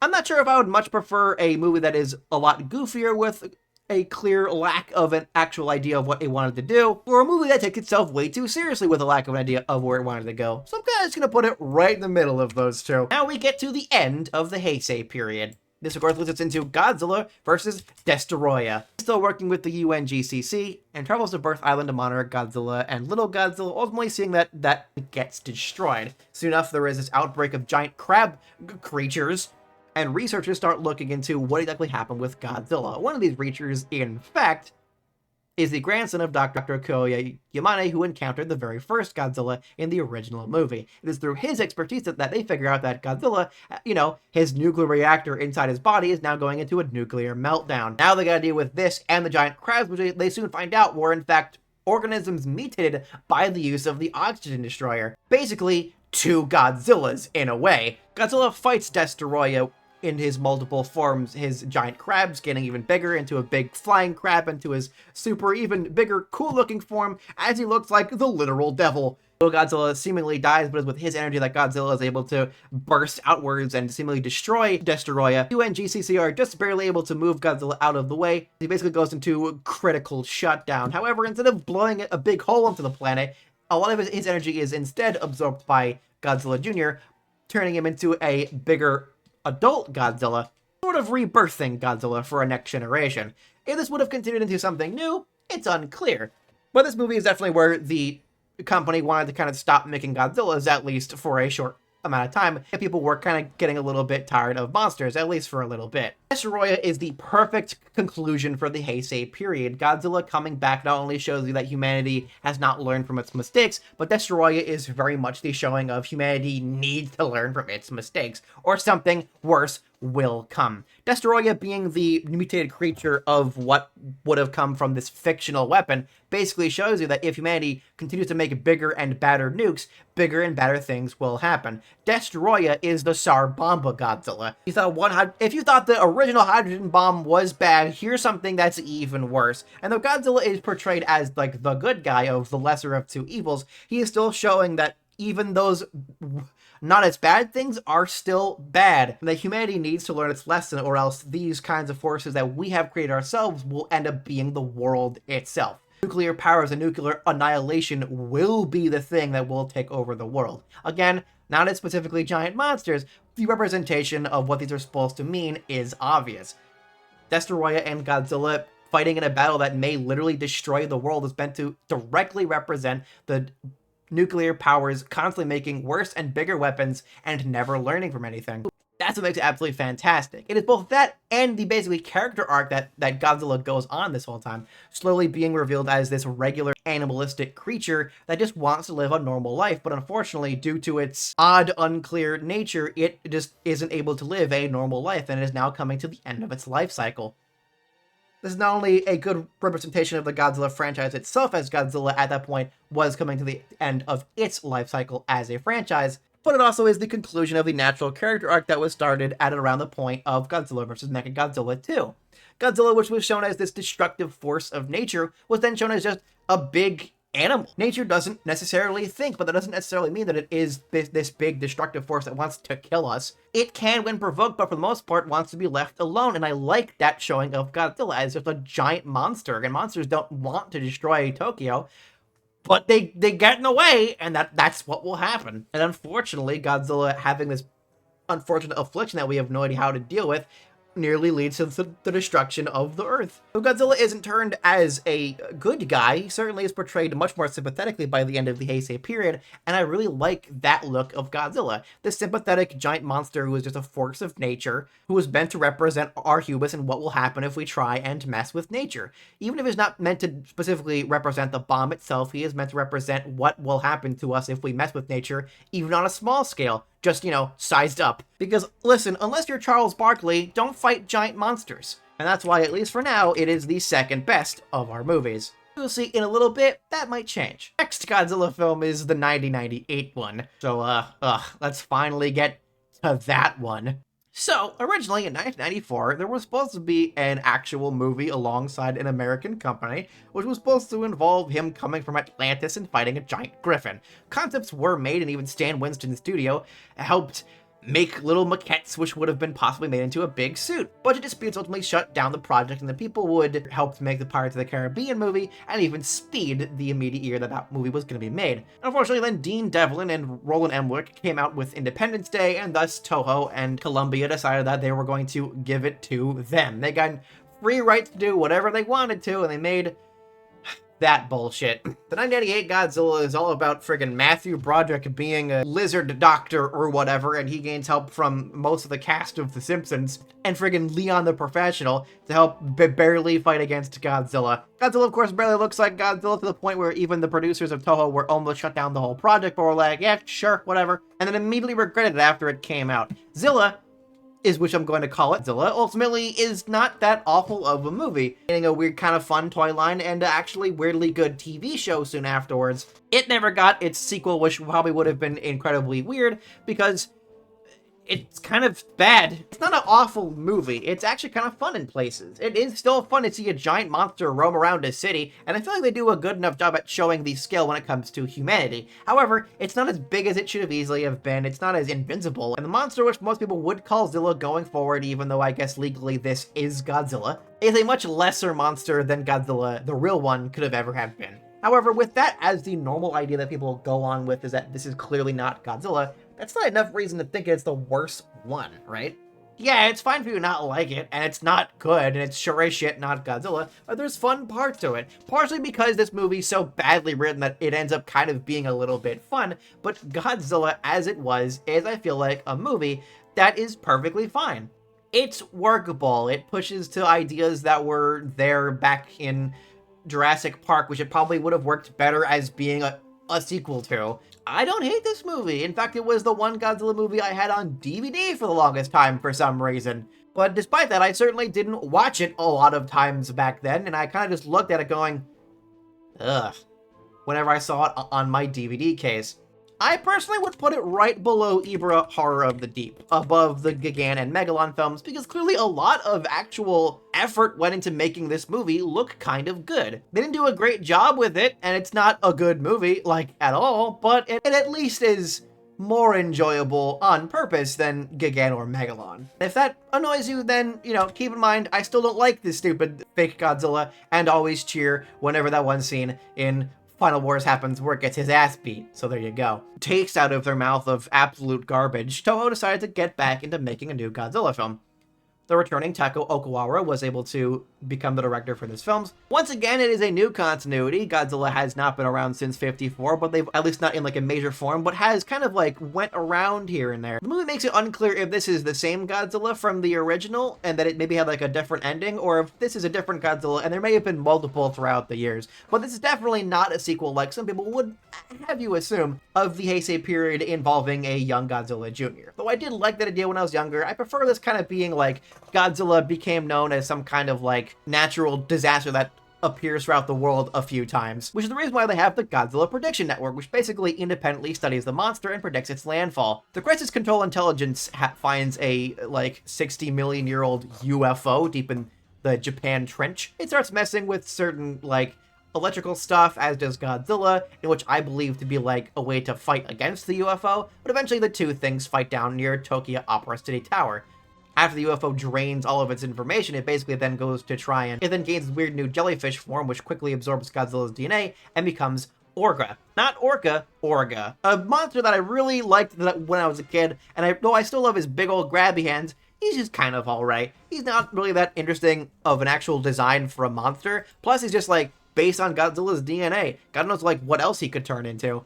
It has a giant freaking laser on its shoulder, so there's that. At the end of the movie, he tries to absorb Godzilla completely, but due to the fact that he's inside Godzilla's mouth, Godzilla's like, hold on, I've seen this somewhere before, and blows him up. So yeah, great job. I find Godzilla 2000 to be incredibly fun. Is it that great of a movie? Nah, not really, right? Godzilla 2000 is just fun. It's a very basic Godzilla film that certainly brings it back to what Godzilla was. It certainly isn't some kind of return to form. It doesn't return any kind of actual messages to Godzilla, and it's certainly just sort of Godzilla as a giant monster. But I do like the idea that this is if people were trying to deal with Godzilla as like a regular natural disaster that would show up every now and again. I feel like if giant monsters were a thing, they probably would be treated in this way of just like, oh great, there's this year's Godzilla attack. God, I was trying to get to work, but I guess now today's canceled because most of Tokyo's been stomped on. Great, cool.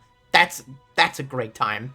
I like that people just like treat Godzilla so casually in this film, but because of that, it feels like it's at home here, you know, like I'm here to see some fun Godzilla stuff, and I can't hate it because of that. However, I can't call it that great of a film as though I think it does a great job at trying to look incredibly good as its effects are phenomenal, but ends up lacking quite a bit as I don't really have a lot of actual reasons to care about any of these main characters, at least not all that much. I like the dad character though, I was kind of rooting for him this entire movie. It does a workable job in being a Godzilla film, and if you're gonna start anywhere, maybe Godzilla 2000 is the right place to start. It gives you the most basic idea on what Godzilla is, nothing more, nothing less. Next up is one that I sort of actually goes with an idea that I thought about this part, that being Godzilla vs. Megaguirus. This Godzilla is apparently the same Godzilla from the 1954 movie, even though he looks like the Godzilla from Godzilla 2000. This was the same guy who did the effects, though the director is Masaki Tezuka, who was also an AD on multiple of the 90s Godzilla films. He decides to have an incredibly, not only different feeling movie, but also a very unconnected movie from the previous one. The G-Graspers deal with the constant coming back of Godzilla and are constantly at war with Godzilla, as well as recently giant bugs that were apparently irradiated by a test of a black hole gun. These giant bugs are the exact same bugs that were in the original Rodan film. The giant car-sized bugs, they're back, they're also pretty big, and also they're even bigger. Now we get, from Meganulon, we get Megaguirus. Megaguirus? Megaguirus, that's what I'm calling him. Cool looking monster, a giant bug that like stabs you and sucks your energy out. Fortunately, the fight is pretty goofy, and as much as I love the cannonball splash Godzilla does against him, it's that part of the film that quickly gets rid of all attention to this film. But it's not like there wasn't attention to begin with. The characters are very over the top and aren't that well written, and it feels like they're trying way too hard to make this almost into a TV show. It feels like it was written as like one of those lesser episodes of the Ultraman shows. This feels like they would have wanted it to be a miniseries rather than a movie, and it probably would have worked better as such. I'm down for some lighthearted fun in Godzilla, but I feel like you do have to ground it in some capacity. Plus, its sets look a lot cheaper than previous. I mean, obviously they look still perfectly fine. The effects in this period were still really good. Personally, there's not much about Megaguirus that I really find all that enjoyable. I do think the giant bugs are fun and all that, but I feel like I've forgotten most of the things that happened in this film. Me, I'm gonna put it right above Space Godzilla and right below Son of Godzilla. It's perfectly fine, I guess, but it's one that I feel is very middle of the road. Alright, time to gush about Godzilla, Mothra, and the King Ghidorah, all monsters out attack. Now, a lot of these Japanese films have this kind of like verbose naming, but not only is this one like the biggest of them, but they decided to just not change it. Thus, we decided to shorten up to GMK, all directed by the fantastic Shusuke Kaneko, who of course had previously directed Porn, but also the fantastic Camera Heisei trilogy, which is some of the best of the genre. And of course, the man decides to pull out another absolutely fantastic movie. After two, like, nothing movies, GMK will come out as, like, as great as it is, just next to those by comparison, but even when you watch anything else nearby, GMK will stand out. A Japanese admiral is alerted by an American nuclear submarine that went missing off of Guam, and the search and rescue units find it destroyed and capture footage of a giant monster. The admiral's daughter, Yuri, films a docudrama in a production crew at Mount Miyoko, who soon afterwards, a Mothra larva is found by a group of teenagers, who basically attack it after they disturb a shrine. And right nearby that, a suicidal man encounters the frozen remains of Ghidorah. Yuri interviews an elderly man who explains the legend of the guardian monsters Baragon, Mothra, and King Ghidorah, iterating that they only must be awakened if Godzilla has come to destroy Japan. Yuri and her news team find the Guardian Monsters shrine where they try to reawaken Mothra and King Ghidorah as Godzilla, in his most terrifying and just horrendous form, comes and absolutely obliterates most of them. He just bodies Baragon, there was no chance there, and soon enough nearly destroys both the now more monstrous and creepy looking Mothra and the a little bit like hunched-backed King Ghidorah. This is not my favorite King Ghidorah design or Mothra design, but this is my favorite Godzilla design, because this is basically one of my favorite Godzilla movies. Godzilla is once again shown as this horrifying, genuinely terrible monsters who is absolutely not able to be destroyed that easily. How by the end of the film, when he's seemingly destroyed, his heart is left beating in the middle of the ocean. If they were gonna, like, continue with this as a concept, I don't know. It's never really made clear, but this monster is literally meant to represent the sheer and utter hatred of humanity, but now sort of swapped the way it used to be.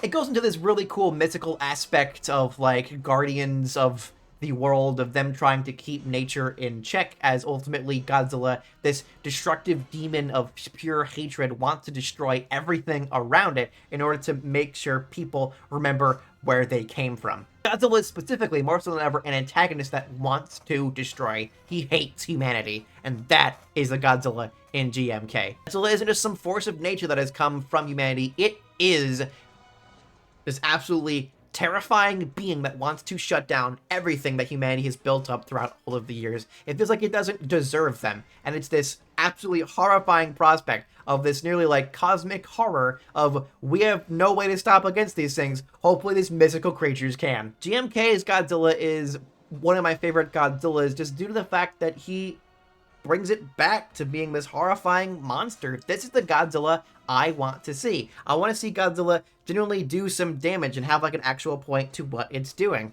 And it being this like being of pure hate is what makes it the most interesting Godzilla to me. Well, second most, but we'll get there later. And if anything is meant to represent all of humanity's just horribleness of hate and war and destruction all coming back on them, as humanity, despite being warned in the past, has still not changed after all these years. But I think this movie is a lot less meant to be about representing things, and it's more about cool, weird, mystical stuff, and about a giant, terrifying monster just bodying giant, mystical creatures. This one also is canon with the original, basically having you assume that this Godzilla is the same Godzilla who's mystically come back, and that was his initial reason in the past, and might have even come back multiple times in the past way before that. And will probably come back into the future, as there really is no fully killing Godzilla. It's like Dracula from Castlevania. As long as there's a darkness and hatred within humanity, he will come back to try and teach them a lesson. And there hopefully will be other guardian spirits in the future. But yeah, the acting is great, the characters are very likable, they're definitely characters you really want to actually care about, which I feel like this era does a really good job at actually having those kinds of characters. But especially with this one, I like the whole cast in this movie, all of which have their own stories that come together by the end of it. It's a great arc for not just the humans, but also the monsters, of which you actually feel bad for King Ghidorah of all monsters. The effects are absolutely phenomenal. It's clear that this director knows exactly what he's doing with in terms of scale and lighting and costume design to really make everything work together to feel bigger than life and as grand as they do. His work is absolutely spectacular in the past Gamera movies, and it's come back here. This is one of the best monster films of the genre, bar none. I'm still putting it below the original Gojira, as I feel like that one has more of a pertinent message, which is still worked till today. But this one definitely feels like something that anyone can enjoy in any way, and does everything it can and needs to so incredibly well. GMK, absolutely fantastic. Saki Tezuka would ultimately return as the director of Tokyo SOS and Godzilla against Mechagodzilla. Another man who worked on multiple Ultraman stuff, Yuichi Kikuchi, would ultimately be the effects director for this one as well, and you can tell it definitely has a different feel to it. This one feels more action-packed and more a little bit toyetic in some ways, but it definitely works. This one you're not necessarily watching as a giant monster horror film or as a movie with an actual, like, deeper message to it, but it is some awesome, cool, mid-2000s monster stuff, and these two movies are definitely ones that you need to watch if you haven't already. Godzilla against Mechagodzilla, called it because obviously this is the like third Mechagodzilla, is against Kiryu, a now much more like spinier, spikier Mechagodzilla that looks more like its original concepts back in the 90s. User of a Maser cannon, Akane Yashiro is unable to kill a new member of Godzilla who returns in 1999, and in the process of failing to kill him, ultimately some of his soldiers are killed in the attack, and due to that he is demoted, and many years later is allowed to be brought into this project to work on this cyborg Godzilla, because this Mechagodzilla isn't just a regular Mechagodzilla, it is literally the skeleton of the original Godzilla that they put robot stuff on, because the spine kind of like powers it, which is so weird, but I love that kind of stuff. Kane is the main pilot, and at this point he, you know, is not really trusted, and a lot of the mistakes of Mechagodzilla are blamed on him. However, soon enough they find out that there is a literal living being inside the Mechagodzilla that's come to life because of what they're doing with the actual skeleton here. They try to take down Godzilla with the absolute zero cannon, but it ends up going absolutely crazy. It takes them quite a bit to actually try and get the Mechagodzilla to actually work for them to fight against regular Godzilla. Akane is able to prove himself as an actually good pilot, as he's actually able to take control of Mechagodzilla and use the absolute zero cannon to nearly kill Godzilla, leaving him incredibly scarred and looking awesome. As he returns a year later, dead bodies on the beach start piling up, weirdly Mobius from the film Space Amoeba, and originally was supposed to be alongside him a giant Pleurodon a magical one, possibly? I don't know, but more importantly, Shobijin show up to warn against the use of Mechagodzilla. They reveal that this is a affront to nature, and this is something that they should not be doing, and ultimately, they decided to promise that Mothra will be the new savior of the world to stop Godzilla from destroying humanity. Basically, this movie is a remake of the original Mothra vs. Godzilla, as by the end, Mothra has an egg that two giant larvae come out to save their mother and wrap up Godzilla with strings and such. Ultimately, Mechagodzilla gains control of itself, and it plunges itself and regular Godzilla into the ocean. Kind of like deeper message, but there is some very cool continuity connections to the original Mothra. Grandpa on this is in fact the same character that appeared in the original Mothra. I really love that continuity connection. It's weirdly after watching all the Toho Showa era stuff for the first time, and more importantly Mothra, and then re-watching all of these a year or so ago, that I finally learned of that connection, and I now enjoy this movie even more. These movies are just plain fun. They have some fantastic effects, some great action scenes, some great scaling, some great designs for monsters, very cool, likable characters, some great continuity from movie to movie and also with other movies, and an implication of this is like a world where there's like a whole bunch of monsters that have appeared, and there's like dudes that are fighting against these monsters, but that Godzilla is the most important one, and he's the one that needs to be faced the hardest, you know? This is the like bigger hurricane in the bunch of other hurricanes that you have to worry about. But unfortunately, unlike movies, we don't have like an anti-hurricane robot, so let's get on that.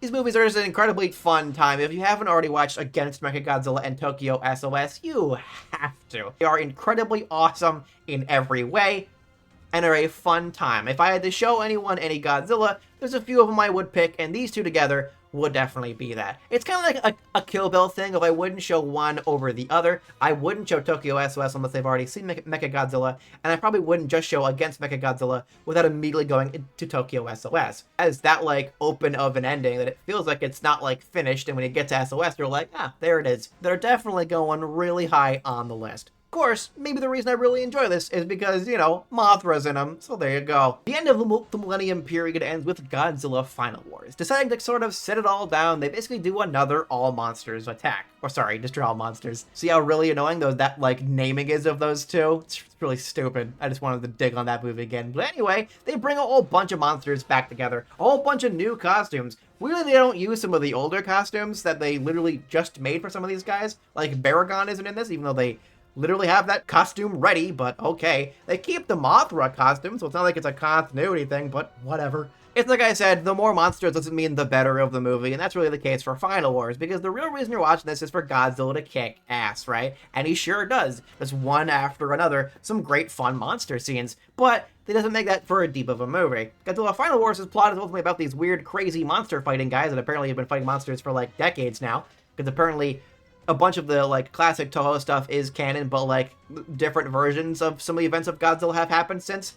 So like Godzilla didn't fight Hedorah, but Hedorah was around. Also because Godzilla was basically stuck in a friggin' icicle this entire time, thanks to, strangely enough, the ship from Atragon, called the Gotengo, which of course weirdly begins the movie fighting Manda, so wasn't that crazy. Your Earth Defense Force has these mutant soldiers that ultimately are the people fighting against the monsters, and the EDF makes contact with the Exilians, who, very similar to how they did in their initial appearance, trap all the monsters after they seemingly kind of get out, try to be allies, until their new leader, who's this crazy, goofy man, decides to just take control of the world. Thus, ultimately, the Gotengo has to then go into the Antarctic and unleash Godzilla. Through the DNA property of the mutants, the M base, the Exilians try and control most of the mutants, but one of the main guys is able to, you know, fight against that control. And him and a group of our main characters, including the, like, one American dude who apparently is like a real-life boxer and swordsman, go to fight personally against the Exilians in what is clearly a very Matrix-inspired fight scene. This movie is awesome. Final Wars is fun, it's crazy, it's nonsense, it's just a bunch of fun, stupid action. Due to that, it comes off as a little bit, like, shallow, and like nothing really actually important happens. No one has like a real actual arc besides if they're taking it way too seriously in a melodramatic way. But I can't help but love Final Wars. It's got like all the monsters and they're all fighting and it's cool. I would love more of this nonsense. This is the reason why I got into like tokusatsu TV shows, alright? Final Wars was one of the first movies I ever saw of Godzilla, so maybe this is finally like some actual nostalgia talking, but I adore Final Wars. Is it a great movie? God, no. It is a very just their movie in terms of its plot, but its effects are so cool and its action scenes are done well enough that you are here for one reason, and that reason is done well. It's an incredibly fun time, but one that I feel like is only really fully enjoyed by those who have been fans for a long time and really know anything about these monsters. You don't need to have seen everything about, you know, all the previous movies to understand this one, or anything like that, because, you know, this one is, once again, not in continuity of any of the previous things, at least not really. But, like, to see any version of Gigan only really matters because I already liked Gigan, you know, even when I was younger. And I didn't see any of the movies, but I did play the game, and I did know who these guys were, so to see them all on screen, I thought that was cool. It's a nice tribute to the Godzilla franchise all the way up until that point just in general, and I feel like it does a good job sort of sending off the Godzilla as he wouldn't be on our screens for a good, like, decade and a half. But besides maybe, like, a cameo on the movie Always on Sunset Street 2, which, you know, counts as much as the appearance of Godzilla in friggin' Goldmember, so yeah. However, there was an attempt to make another American Godzilla by the same man who helped make Godzilla vs. Hedorah. He wanted to make a sequel to Godzilla vs. Hedorah, making a Hedorah-like monster being what Godzilla would face next in Godzilla 3D to the max. Its talks fell through, but its talks led to talks with Legendary Pictures, which eventually leads into Godzilla 2014. Developed for quite a number of years, its ideas went back and forth on what they wanted to do with it, until we finally got what we got in 2014. With that, let's talk about the current trilogy, but soon enough will be quadrilogy, of movies made by Legendary Pictures and Warner Brothers. The reboot of Toho's classic Godzilla franchise, ultimately now much more Americanized than previous, but less Americanized than the 1998 version. Godzilla in 2014 is directed by Gareth Edwards and written by Max Borenstein, a group of people which isn't a bad choice for this kind of movie. What is a bad choice for this kind of movie is the actors that they ultimately brought together. Now this ultimately results in a movie which it kind of goes back and forth. Now let me tell you, when I first saw this, I was in theaters, and this was the first Godzilla movie I really saw in theaters, so I was excited, but for the most part, it was a little bit disappointing. Most of the movie stars Aaron Taylor Johnson as its main character. Ford, I think, is his name, and his dad, Joe, is played by Bryan Cranston, who is the guy who was, like, portrayed in the trailers to be the main character, whose, like, cool-ass line in the trailer isn't even in the movie. Ken Watanabe is indeed this guy who is, of course, Serizawa, and he is working for a group of people who are looking for Godzilla, though mostly just the Mutos. The Mutos, which I believe are meant to be a catch-all term, are ultimately just put together as the weird bug creatures that are in this movie, which are in, like, a majority of the movie. They're ultimately awakened, and they make a big old fuss, so ultimately they gotta deal with them, and their reawakening, of course, reawakens Godzilla, who starts fighting them, and eventually the group of people, mostly Joe because his dad kind of dies in the beginning of the film, are ultimately probably the most boring monsters I've seen in this entire series. I just don't care about them, like, at all. And for the most part, Aaron Taylor Johnson, I know, is a good actor, as is the actress of his wife, who, of course, is my big celebrity crush, that, of course, being Elizabeth Olsen. And it's weird that, like, God, they just don't do well in this movie. I just don't care at all. These human characters are some of the most boring in the entire series, and when I really just don't care about your characters, or even your action scenes, you really just have a movie that just doesn't matter all that much. Now you just, at this point, have to just go with it, and by the end of the film, it can be kind of fun. It's kind of neat. It's, like, pretty middle of the road for me, and I feel like a lot of people agree with that. Soon enough, it would get its sequel. I say soon, but it would take, like, 5 years for them to finally get to this friggin' sequel. Like, around that point, with Godzilla, King of the Monsters. It's weird that they, like, would do that kind of naming, right? It's just very odd. 2019's Godzilla, King of the Monsters is a much, much better film. Serizawa is here and is working with some people who are working with Monarch, that, of course, mostly being Kyle Chandler's Dr. Mark Russell. Him and his ex-wife, played by Vera Farmiga, are sort of the major characters, and them and their daughter, who's played by Millie Bobby Brown, the sequel. So, it's all there. Ultimately, it's about them trying to look more into it, and this group of terrorists who end up trying to, like, unleash the, like, leader of all the monsters, of which is freaking King Ghidorah. The terrorists, of course, led by probably the, like, best actor if you're gonna pick for, evil villains and such. But ultimately, You have this sort of big tussle of monsters where soon enough the big terrorists, mostly Emma, who is suddenly revealed to be working with them, quickly realize that unleashing monsters was a bad thing to do.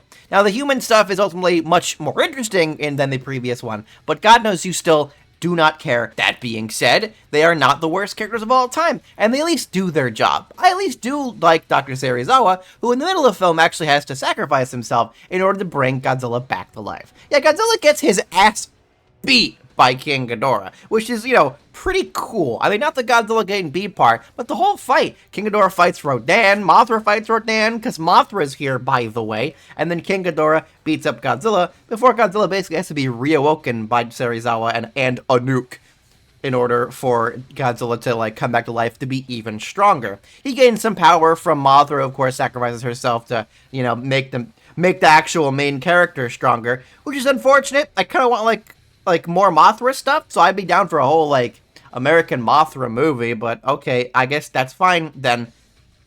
But new, cool, bigger Godzilla is pretty fucking cool, I'm not gonna lie. How Godzilla's design is just much better in this one in general. I don't mind the one from 2014, but, the one here looks a lot more beefier and a lot more actually intimidating. That being said, though, I wouldn't mind, some little bit of a differences in terms of Mothra's design, who looks a little bit too buggy, but okay, fine. At least all of them look cool, the fights are awesome, and that's what you're here for. Godzilla King of the Monsters is exactly that kind of movie, very similar to Destroy All Monsters, which is the reason it's, around the same level of the list. Of ultimately, you are watching it because it's fun. It is a gathering of monsters that you came here to see, to have a bunch of cool monster fights happening. This was the movie I wanted 2014 to be, and to me, this was the movie I was waiting to see in theaters, Yes, the first Godzilla movie I saw in theaters was the 2014 one, but really, this was the Godzilla movie I was waiting for since I was a kid, Godzilla, fighting other monsters, big cool-ass things on a big screen. This was all of my dreams come true. Is it the best movie of all time? No. The plot is lacking, the characters are lacking, but the fight scenes are awesome, and that's the reason you're here for them, It's good when there is an actual story, but when there's cool monster things happening, that's the main thing I want to see, and that's good enough for me. Okay, so mid-editing, I of course have to re-record certain parts about this, so, certain things have changed. Here's the new ranking, haha. Godzilla vs. Kong happens very soon after Godzilla King of the Monsters, and is a sequel to not only Godzilla King of the Monsters, but also Kong Skull Island. Now, we talked a little bit about King Kong earlier, of course being about people taking Big Monkey elsewhere. In this movie, they take the whole, Skull Island part, and they just make it the whole movie. Kong Skull Island is pretty cool, but we're not here to talk about Kong Skull Island. That's another video. Godzilla vs. Kong is a sequel. Ultimately, they focus more on Kong, because I guess, the studio wants to have him be the protagonist, I guess. Because Godzilla vs. Kong still focuses on Godzilla, thankfully. The big rematch of the century finally brings back Godzilla, and he has beat the shit out of Kong, until ultimately, the person who is apparently Serizawa's son or something, has his company where he's trying to make a big old robot Godzilla, because, fuck it. Millie Bobby Brown is, of course, now just away from the actual parts of the plot. She won't be in the next one, neither will be her father, but the weird conspiracy theorist guy who she teams up with will be in the next one. So here's his character, I guess. Obviously, the human plot is the worst in the whole series, but you're here to see Godzilla fight Kong, and boy, do you. It is of way lesser, quality than the previous movie, so, it might not be your favorite thing of all time, but for me, it was fine. I came here to see King Kong get his ass beat and then team up, which was what I was assuming the whole time. Now, honestly, I prefer something a little bit different, and I hope its sequel's much better, but indeed, that's sort of that's it for the legendary stuff for the moment. Now, of course, it's fine, but the real good stuff was around this point, which of course is our next movie. Now, in 2016, right in the middle of, waiting for the next American Godzilla, Toho decided to continue making Godzilla films. Ultimately, Toho has been continuing to make Godzilla films ever since, but they've been on and off in terms of what they want to do with them. I'm not sure Toho, even now, still really knows what they want to do with the big old lizard boy, which they have owned for, nearly a century. But ultimately, they've thankfully given it to two very good people, and a company which has done 3 terrible animations. Let's get the anime out of the way. Made by a studio that really kind of just made pretty, like, predictable, boring, not all that great 3D animated studios, we get the Netflix-made animated trilogy of movies. Mostly due to the fact that this same group of people, at least kind of, mostly the director, would later make the also 3D animated Gamera show, of which is also pretty mediocre. This, honestly, was written like a TV show, and it should have been that. But even then, the Godzilla trilogy is just not great. Main character is part of a group of humans who left Earth a long time ago, but to their perspective, not too long ago, and due to that, monsters have overrun the Earth. They do an Attack on Titan and fight Godzilla, and they seemingly win until bigger Godzilla is there. Oh, Planet Godzilla, ah! Then they meet up with Mechagodzilla, who's City on the edge of battle, and they meet up with, like, a Mothra cult? Maybe we shouldn't make that Mothra cult after all, when you think about it. And speaking of cults, the sequel, because Mechagodzilla lost, by the way, who cares? The sequel has another cult, which is suddenly just a thing and was never really built up at all, who just, like, praise Black Hole Head King Ghidorah, which fights against Godzilla, which, regardless of that being kind of cool, the fact that the main character roots for Godzilla just undercuts literally anything that was built up in the previous movies, if anything at all. These movies are hot garbage, and I hate them. Like, fuck them! Fuck them up against the wall! Wear handcuffs on and crazy through all their lips! Right in the middle of waiting for the new movies, we got Shin Godzilla, and Shin Godzilla is, of course, directed by Hideki Anno. Hideki Anno, if you don't know, of course, made Evangelion. And those kinds of themes of loss and want and hatred and redemption are all here. Inspired by recent events, or at least semi-recent, as the events that inspired it were in 2011. This movie was, in fact, started its production, like, way longer ago than you would think, right? It was planned to come out in 2016, but it took them like 3 years to really get things down, and you know, other things kept getting in the way. Tsunami and Japanese government's just horrible response to it, and ultimately it was wrapped all together in the horrible event that happened with the nuclear power plant due to the tsunami, kind of, but also just the horrible way that humanity really just, like, cares about its, like, easily destructive properties of which it uses for energies, and ultimately all that wrapped together with Hideki Anno's mind is what makes Shin Godzilla fantastic. Shin Godzilla is a pretty simple movie of ultimately a government has to deal with Godzilla, and then government doesn't know how to deal with Godzilla. So actual main character now has to be, like, the leader of this pseudo-government, and with help of an American agent, they ultimately find a way to stop Godzilla, who ultimately in this movie is not Big Lizard the whole time, but is weird, creepy creature who slowly evolves on land and is, like, clearly in pain at all times and is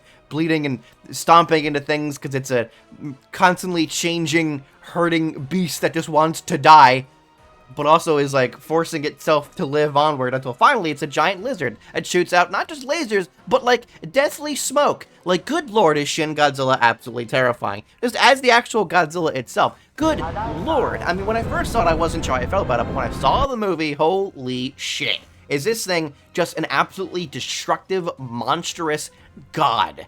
And that's what makes Shin Godzilla absolutely terrifying.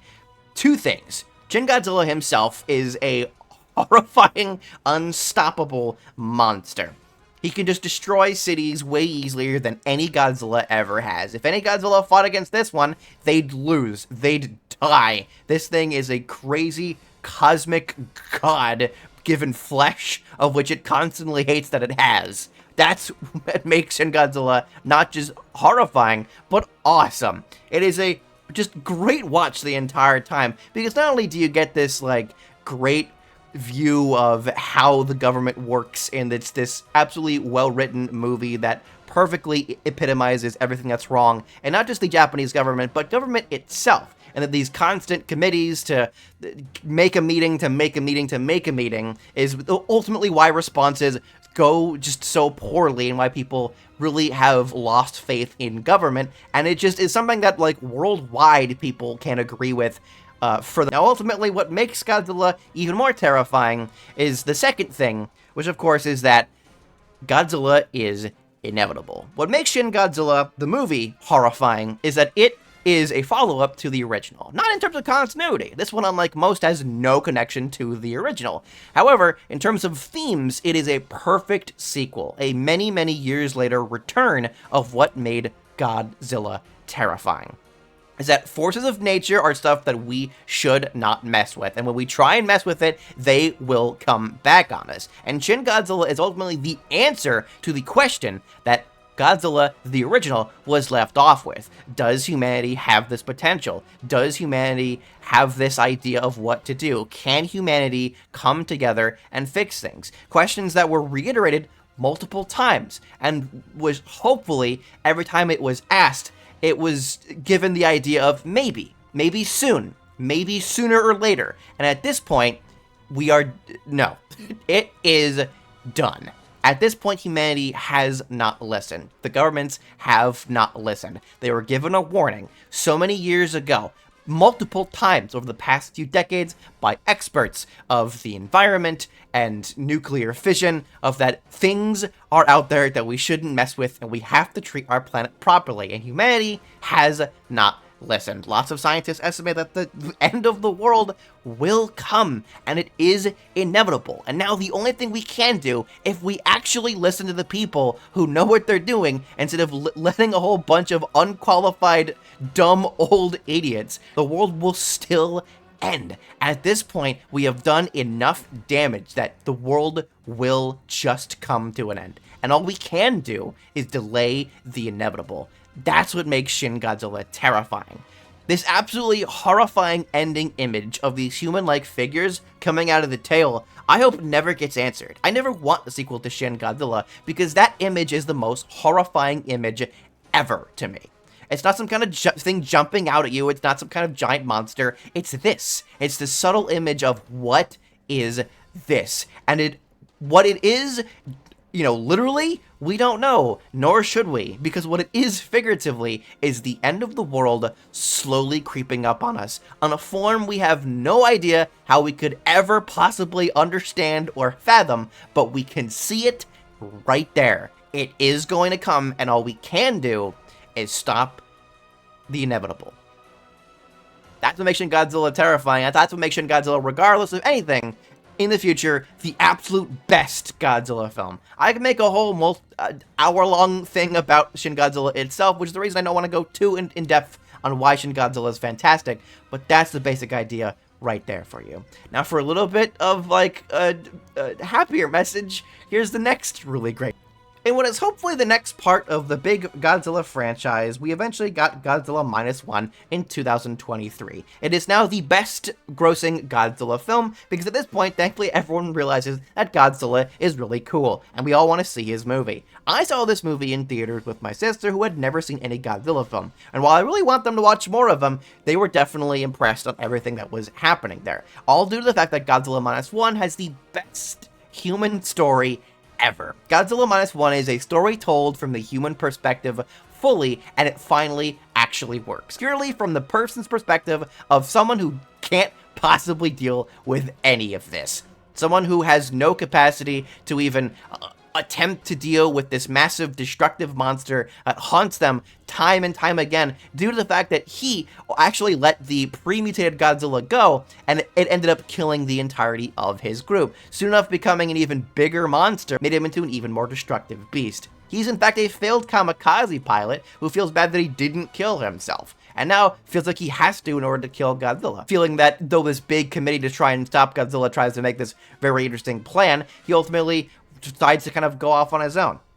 However, throughout the movie, he slowly figures out that there is more to life. He has an adoptive daughter with this woman who isn't really his wife, but slowly he begins a relationship with, and it's the cutest, most realistic relationship I've seen in a Godzilla film, maybe even a film in general. I love these characters, I love their dynamic, I love their chemistry, I love just how great all of these characters are. This movie is such a lovable, fun movie without it being too goofy, because it just feels real and, sad, but not in any kind of depressing way, but in a realistic way. And that's what makes -1 absolutely fantastic. because Godzilla isn't just a giant monster in this. Everything I just described can easily be said into what this movie is meant to represent, which is PTSD. While Shin Godzilla showed the absolute sheer stupidity of modern governments and how just pointless they can get, -1 shows you that they have been that way for so long, and the people behind the committees and the people who have